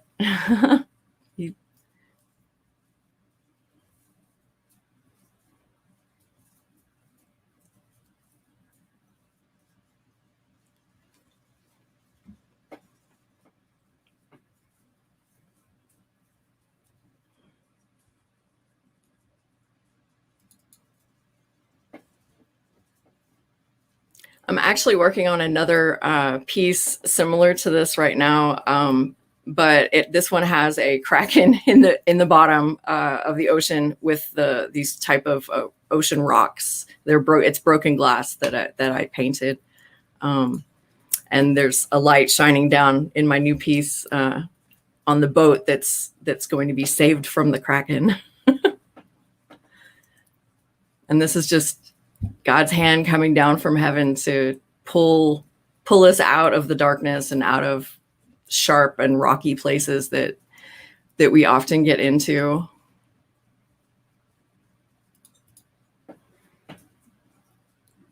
This one is I think it's in now I'm not going to remember what scripture it is, but the scripture where they talked about the angels going up and down from heaven. This came to our pastor at church, which my business coach's church became my church, and now I help lead worship there. But the pastor preached about the angels going up and down from heaven, and it was Jacob's ladder, I think, and so this kind of came to mind, and I drew it. I sketched it really quick on my church bulletin, and then came home and put it together. And this one is the last one in this series, called God's Storehouse. It was the most recent one, and it's really all about me understanding all of the amazing things that God has in store for me. And since I did this piece, this is the last in the series. I've changed. I'm doing some clothing design now, but I'm still working with Holy Spirit. So it's really amazing that he led me through this series so that he could get me to a deeper place as an artist.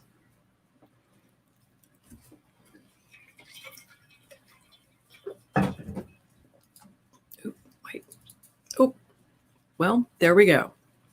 Love that, Kate. Oh, I told it to stop sharing. So okay. We're good. Thank you so much. Yeah. Yeah, wow. Crazy. I know, they were so fun to do. What I a love great thing. Sherry, you go. I'm sorry, because I'm just No, Sherry, go. You need to.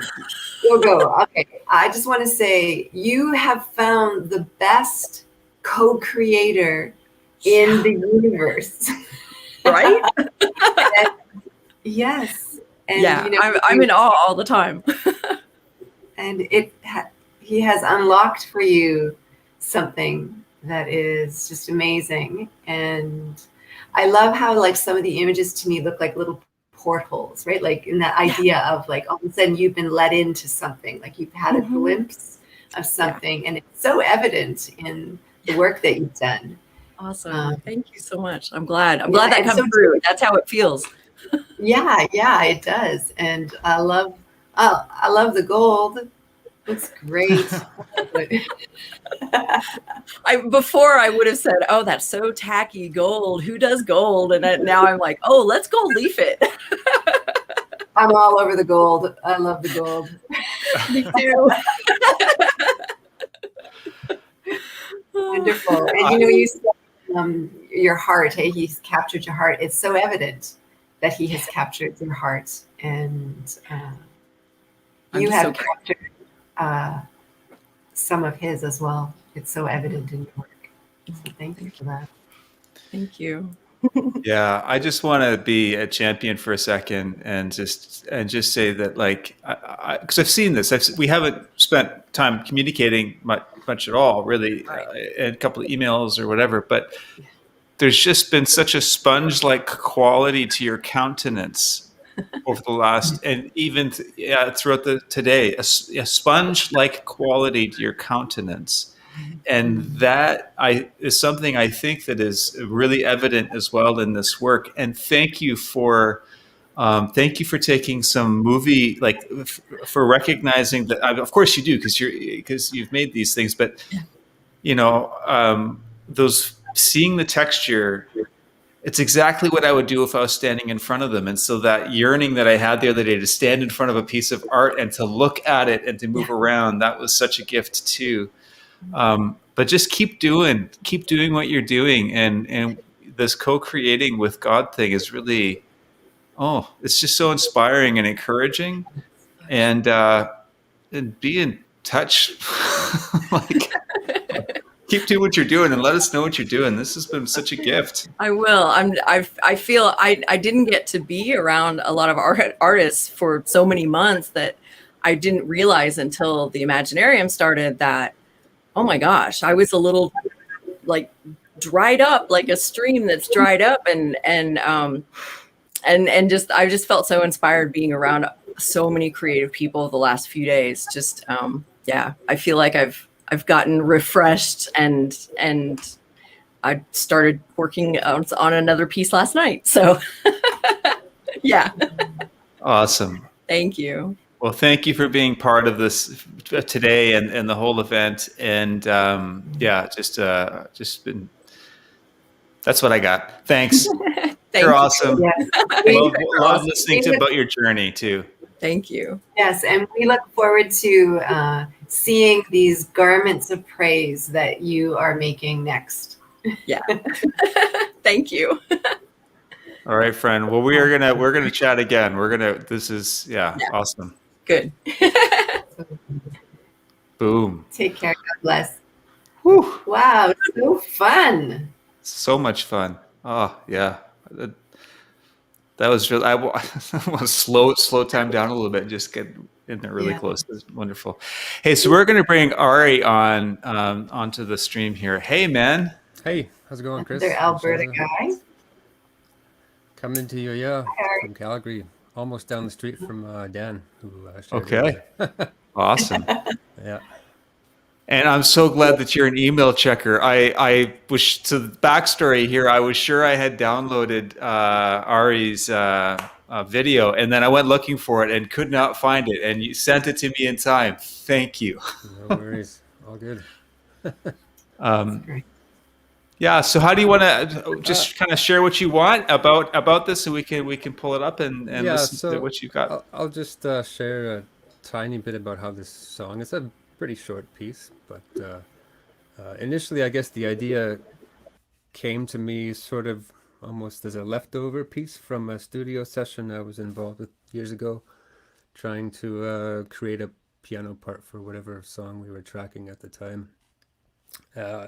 Something about it stuck, and fast forward about 5 years probably ago, about that, I had a chance to sort of play an unfinished version of this particular piece in a Sunday service here at Epic Vineyard, and there's I don't know, something about the piece resonated with people, and certainly with myself as well. I was almost surprised by how profoundly I was impacted by the experience of just sharing this piece.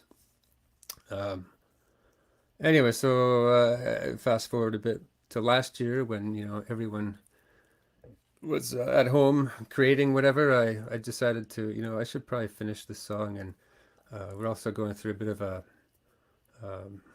funny time in our family. My uncle was battling cancer at the time, and ultimately he passed away. But aside from the pandemic and everything else, it was a pretty dark season in the family, and I think part of that probably comes through certainly in the production of this piece. So I don't know what else to share other than the song itself is called Elämä, which is Finnish for life. I like listening to music through headphones.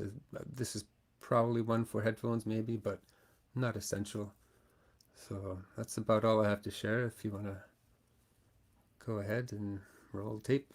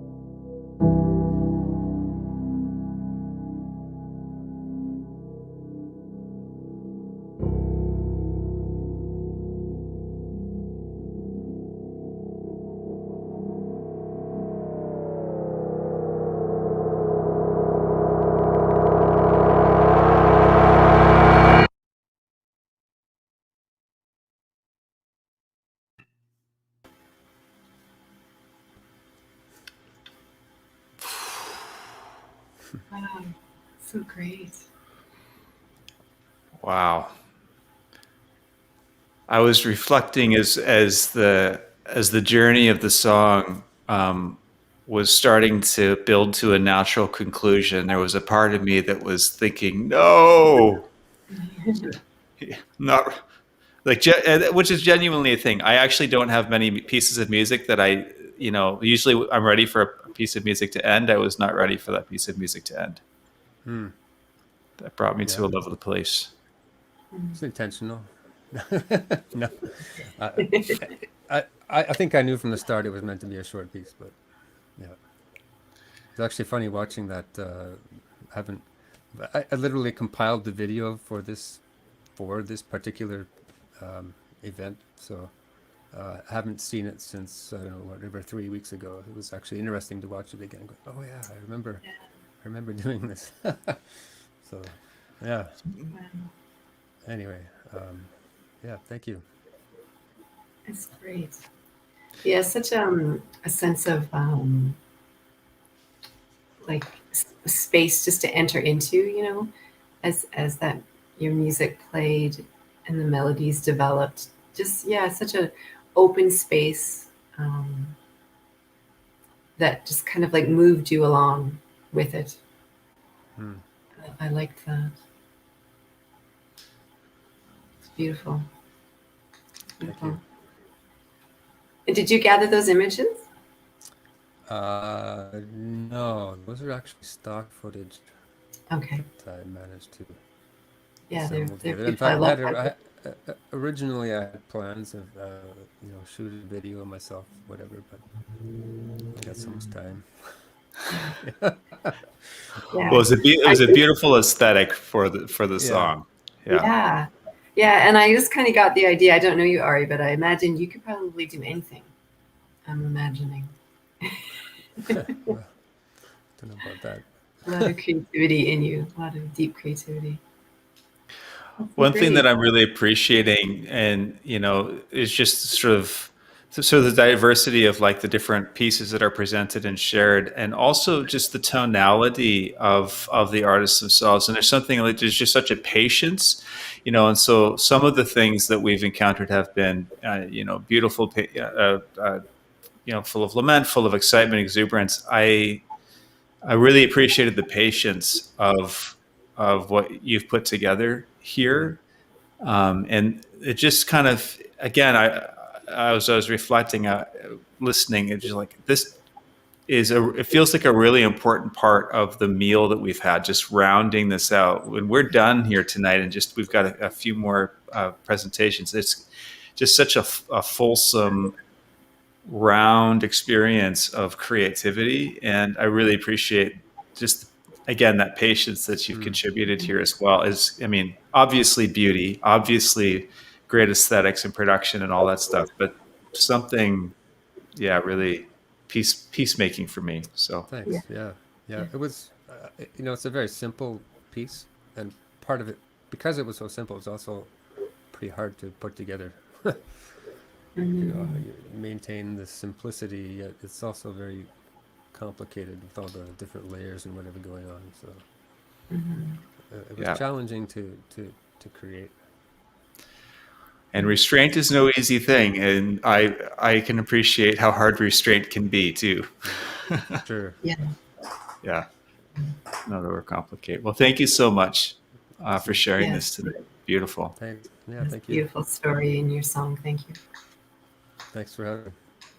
It's great. Keep doing it, man. Yes, more. We want to hear more. Keep them coming. For sure. Oh, such a peaceful thing, hey? Absolutely.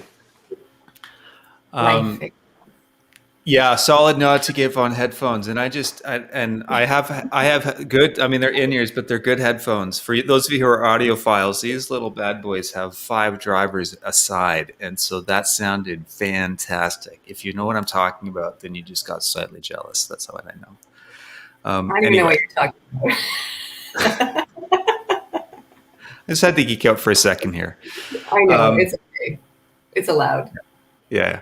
So so our next presenter is not able to join us live. Jerry Jean Blanchard from BC, and so who may possibly be traveling right now. I'm not sure, but she sent some paintings with some descriptions, and so I'm going to bring them up on screen. I'm going to screen share that and just kind of share what she communicated to me. So and then. Yeah, and then we've got a couple more presenters after that. So I'm just, again, so grateful that, for all of you who have taken time to be with us, to celebrate this creativity, and just such a good time. Yes, it is. Okay, let me do this here. One of the things I've really been enjoying is seeing just the different expressions of creativity.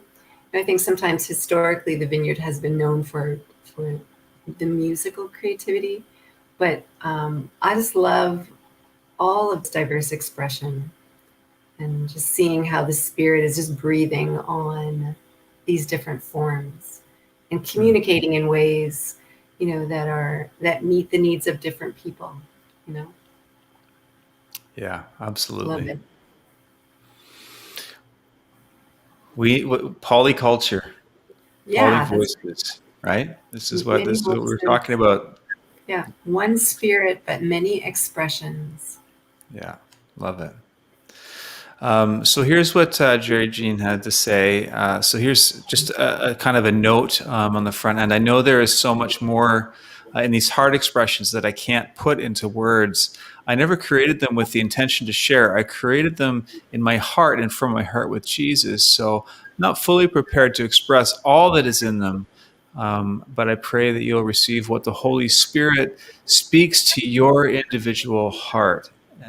So just a great kind of introduction and welcome into the interior life of this artist, of this creator. Mm-hmm. So this first one is called Rooted and Grounded. Just like a tree planted by the water. Psalm 1:3, he shall be like a tree planted by rivers of water that brings forth its fruit in its season, whose leaf also shall not wither, and whatever he does shall prosper. Letting our roots go deep into God and his word and his truth.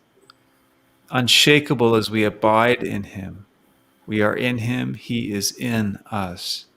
We are one with him and in him, in harmony with him and in him. We are strong in him, unmovable.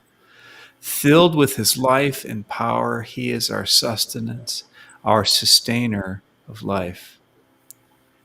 And I'm just going to point out, I don't know if this was intentional or not, but you've also submitted poetry to go along with your pieces. And so thank you for that. Beautiful. This next piece is called Abundant Life.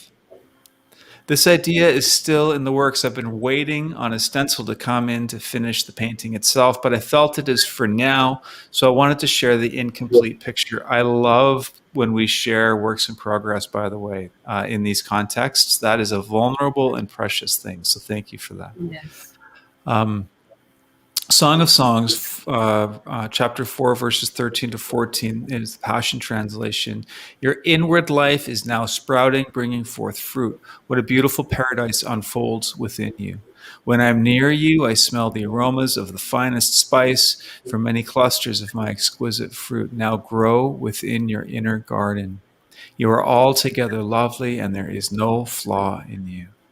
The abundant life lives and breathes with each of us. It is up to us to access his life and believe that we are indeed already full. We are already overflowing. This is who we are.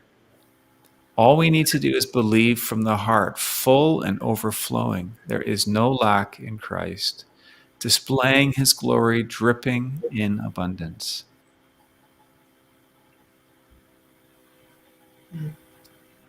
Third painting is called Door to the Kingdom. The door to the kingdom is a heart that believes. Jim Richards says, the kingdom of God is within you. You hold the key to the kingdom. All of God's promises are yes and amen. The fourth is abide. All you need is in Christ. Rest in what he provides for you. There is no lack in him. Let him fill you and sustain you, perfect peace in his presence. Abba, Daddy, resting in his promises, resting in his heart. All things are yours in him. Rest, rest, rest. Trust.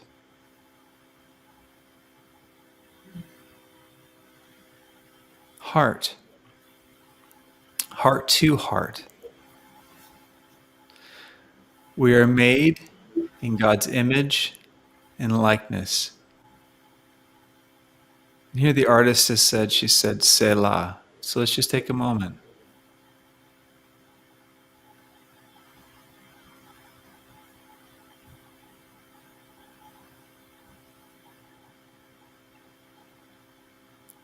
Healing is mine. Believing God's promise for healing, we are filled and surrounded by God's promise of wholeness. Only believe from the heart.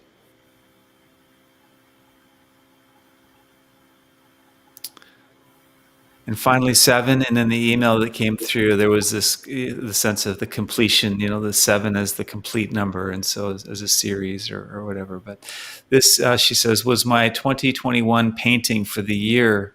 It's all about us being overcomers, not just as a declaration, but as in who we are. It is about walking in faith of who we are and whose we are.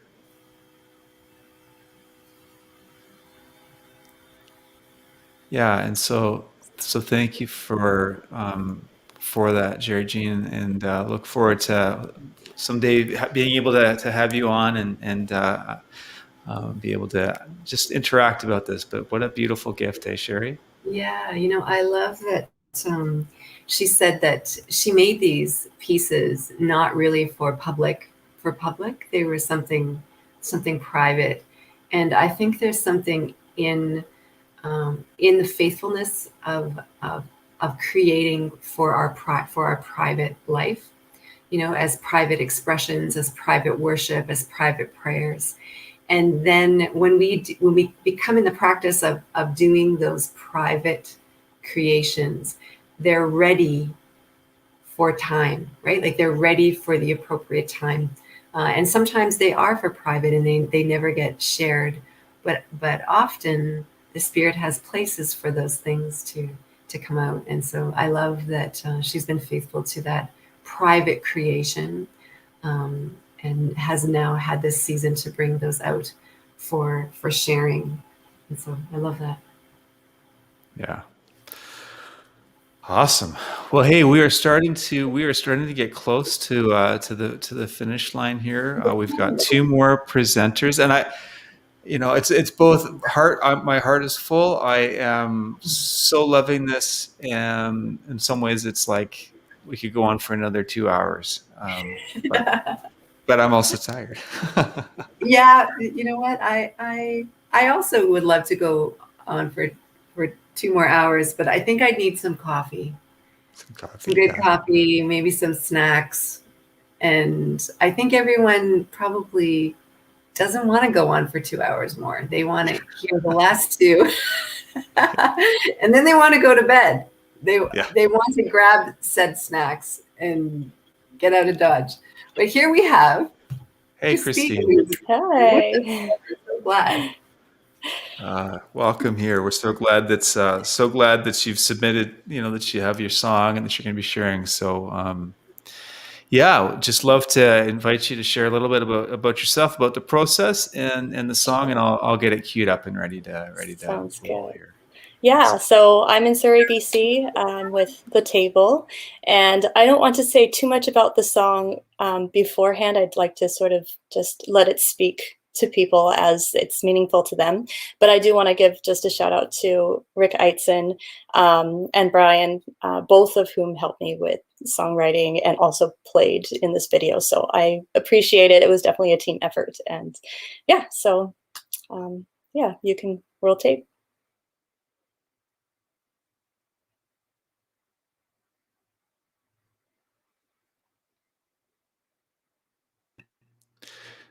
Just 1 second here. This has not happened yet. It's telling me that there is a strange codec on the file. So just, I think I can fix this in probably about 20 seconds. Sure. So I'm just gonna do that. We're gonna do that, and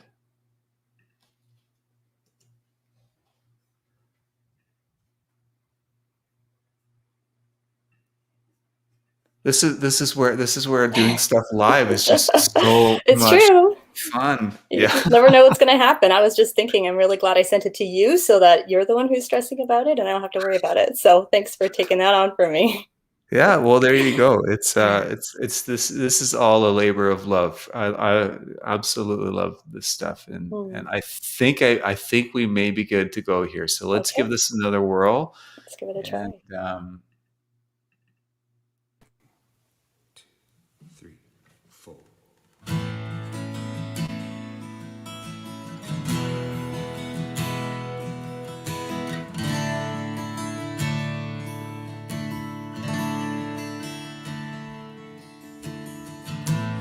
Wounded healer, we are suffering, cleanse us, mend us. Merciful maker, we're in pieces, make us, remake us. How long, O Lord, must we wait? How long, O Lord, until you hold us, console us? How long, O Lord, must we wait? How long, O Lord, until you heal us? Voice in the silence, we are speechless, grief with us, speak for us. Bearer of burdens, we're exhausted, sustain us, carry us. How long, O Lord, must we wait? How long, O Lord, until you hold us, console us? How long, O Lord, must we wait? How long, O Lord, until you heal us? Reveal your never failing love, remind us your grace is enough, your promises are true. Reveal your never failing love, remind us your grace is enough, your promises are true. Reveal your never failing love, remind us your grace is enough, your promises are true. However long, O Lord, it takes, this is how long, O Lord, we'll wait, we'll wait. However long, O Lord, it takes, this is how long, O Lord, we'll wait for you. Wounded healer, merciful maker, hold us, heal us.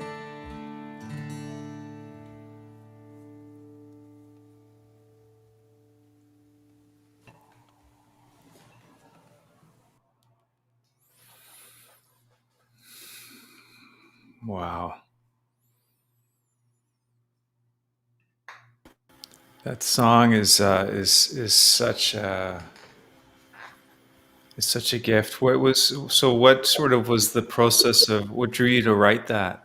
Yeah. Well, it's inspired by Psalm 6, and I started writing it about 2 years ago. I had just been diagnosed with a severe chronic illness, and I'd been struggling with it for a long time, but I finally figured out what was wrong. And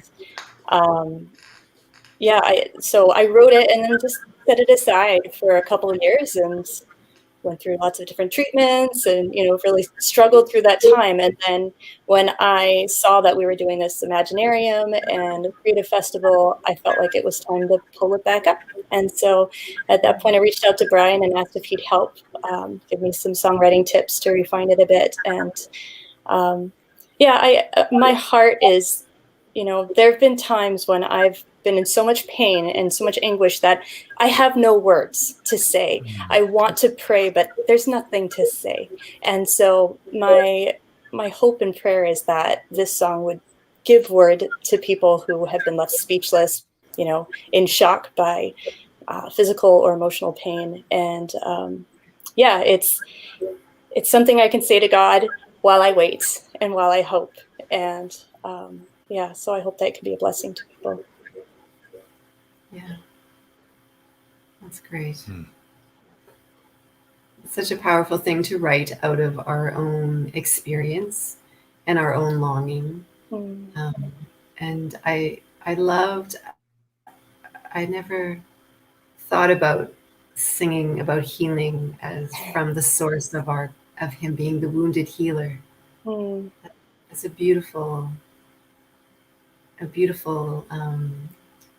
way to call him by name. Yeah, he knows our pain, right? He knows it. And so it's not a doubt that he knows our pain. It's more when can you rescue us from this? Knowing also that we need to be patient and we need to wait, and that there's something to learn through that waiting as well. And so, that's Wounded Healer is a pretty impactful thing. It reminds me that I'm not alone and that he understands. Yes. And Christine, too, there's something that's really nice about your voice as well. Like you have, there's such a sweetness to it, but there's also this underlying strength, like a power in your voice that is just, it's not like one or the other, like it's this and this bit of grit underneath there too that I hear and is a really powerful thing. So it's lovely. Thank you for your gift. Thanks for the opportunity to share it. Yeah, I just want to say one more thing, a little add to just listening to your story. One of the things that I just really appreciate is how expensive the words are that you have sung and shared. Yeah. We all have language that we can say that's truthful, but some of us pay a dearer price to be able to proclaim those things. And I think what you've done here is you've given us the gift of really expensive language and very expensive hope. And so I just wanted to say thank you for that. And also just to draw attention to, that's what, we talk about being led in our worship and kind of, in this mutuality of community and relationship. And, it can be sort of, we have this idea of like, there's the worship leader and there's this person leader and that person leader. And I'm sure that that's part of your experience as well. The gift is certainly there. But just that leading in the expense of that there's truth that you can carry, and when used, it might be a bumper sticker in somebody else's mouth. Not that your lyrics are that at all. I'm talking about anything really that's hopeful and speaks about the goodness of God, right? Sometimes they can feel like a bumper sticker, but not in your mouth. And so thank you. I just really appreciate that gift. Thank you. Yeah. I look forward to hearing more of your music. Oh, thank you, Shezza. Yeah, exactly. And again, don't be surprised if you get hit up for a few chord charts from some people. So just saying that might be a thing. I'd be happy to. Yeah, awesome. All right, thank you so much. Amazing to be able to have you. Lovely to meet you, Christine. Thanks, you too. Okay, bye. You will, and may you have that healing too that you're crying out Lord. for. Thank you. Absolutely. Thanks for right now in your body. In Jesus' name. Amen. Amen. Oh, my heart James. is so... Hi. How are you? James. Hi. I'm also from the table where Christine's from. So awesome. And I Cool. want to say that I'm streaming from the unceded territory of the Kwantlen and Katsi and Samyamu peoples. So, yeah. Thank you. Yeah. Well, James, it's no mistake that both of our sessions have been landed by poetry. It just feels like such a great way to settle our times together. And so, thanks for. I know you do lots of things creatively. Thank you for submitting this for us tonight. Why don't you just take some time and share about the video that I'll get it queued up and ready for showing, and you can share. Yeah. Yeah, thank you. Yeah, most people that know me as a visual artist, but I've been writing for a long time, and more, it's been more and more about songwriting. And it used to be more free form poetry. And I know it's an interesting area where does poetry end and song lyrics begin. You can adapt an old poem into a song, but just in the way I've been writing more and more, it's with that kind of intention and that kind of format. And so I have a few just really simple three. In the video there's three, and I'm assuming you're just going to probably play it all through. But the first two especially are they're written to be songs, but there's no music yet, and a lot of the stuff I've written that I have music for, I don't want to. I'm not a practiced enough musician to perform those at this point. Hopefully, maybe next year, I'll keep practicing. But yeah, these ones are just kind of standalone, kind of embryos of songs, and they are. These in particular, they're very recent, but also I felt like I wanted to share them because it just was more of what I felt God was saying. And I also just want to say that when I'm trying to listen to what is it that God is saying, and it's less about my creativity or my 2 cents or taking an idea and really running with it and crafting it. These are more just kind of like exercises and just limiting myself to what his voice is saying. And in that, they're very simple. Whenever I just try to hear what's God saying in the moment, it's always something very simple.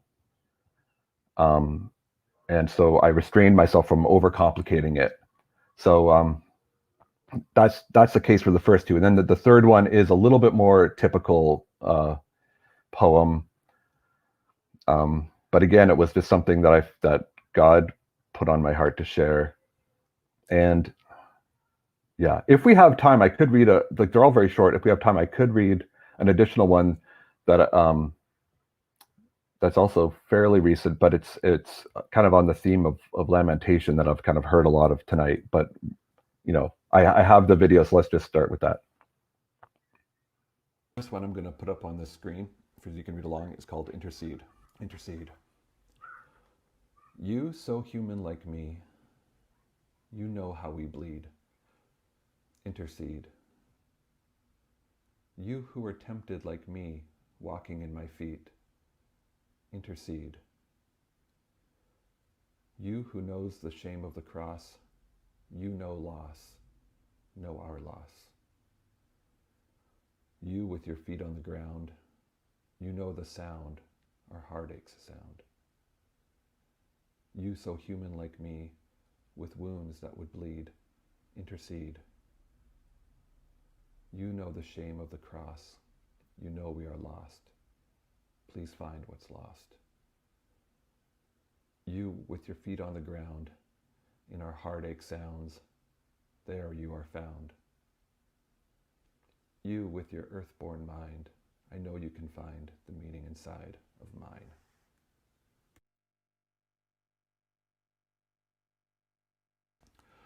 This one I just wrote last week. I'm not sure if it's finished, but the working title is One and One is One. I want to love and be loved, one as you are one. I want to see me in you and you in me, one as you are one. I've seen the Father if I've seen the Son, me and you and me. I want to be one as you are one, me and you and me. Love as you love, as I am loved, one as you are one.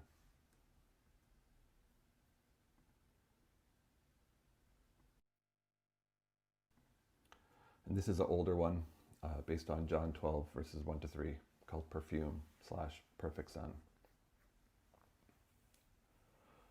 Oil and perfume, water and a dove, a pouring of tears, for I so loved. You were my feet on the ground, my learning to run, watching what you've become, my perfect son, in whom I'm so pleased. Now, Mary of Bethany, aroma so sweet, I watch as she listens to me. She washes your feet one more time. That this cup could pass, this lot recast, but our will be done to my perfect son. Just let me wash your feet one more time. I am her hands, I am the perfume, I am her tears, I am running to the tomb. A veil of anointing to prepare the groom, surrendering to death to redeem our own. You're ready to give so others may live, but you are my life, and I've prepared for you a throne. Let me wash your feet one more time.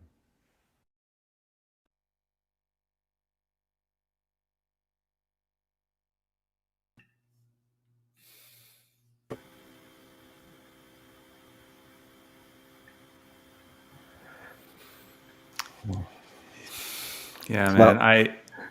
Sorry, go ahead. That last one is especially good for near Easter time, but yeah. So great.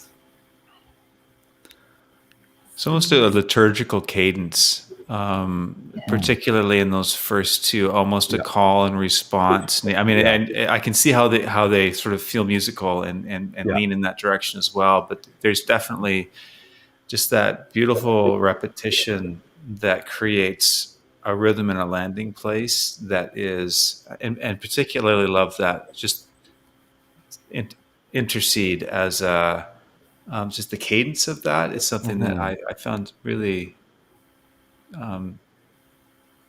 striking. Thank you. Yeah. And also because they are embryos of songs and they don't have music yet, I'm very open to collaborate. So to anyone out there.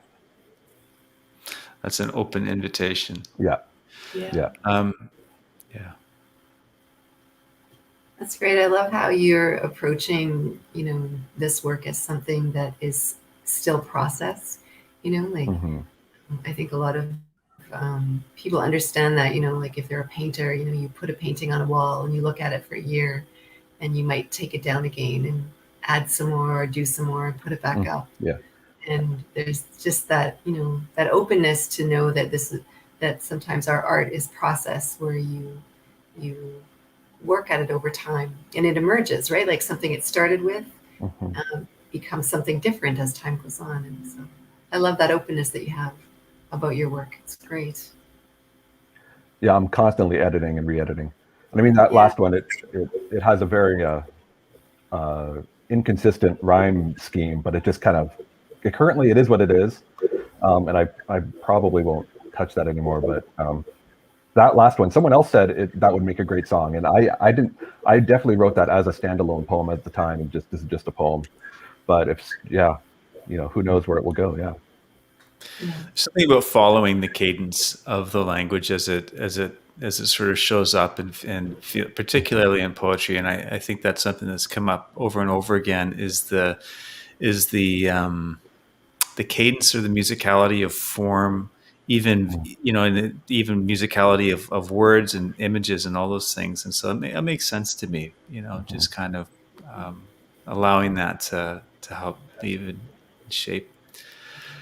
Thank you for landing us gently at the close of our creative festival, James. Just really appreciate, and I love just every time that we do an email exchange, I see life is art as kind of part of your email handle, and I just think it's like that's a really cool reminder, and that's not something that you sort of that feels artful to me. That feels like an artist wrestling down a handle, an email handle, and turning it into something that's meaningful. So well done.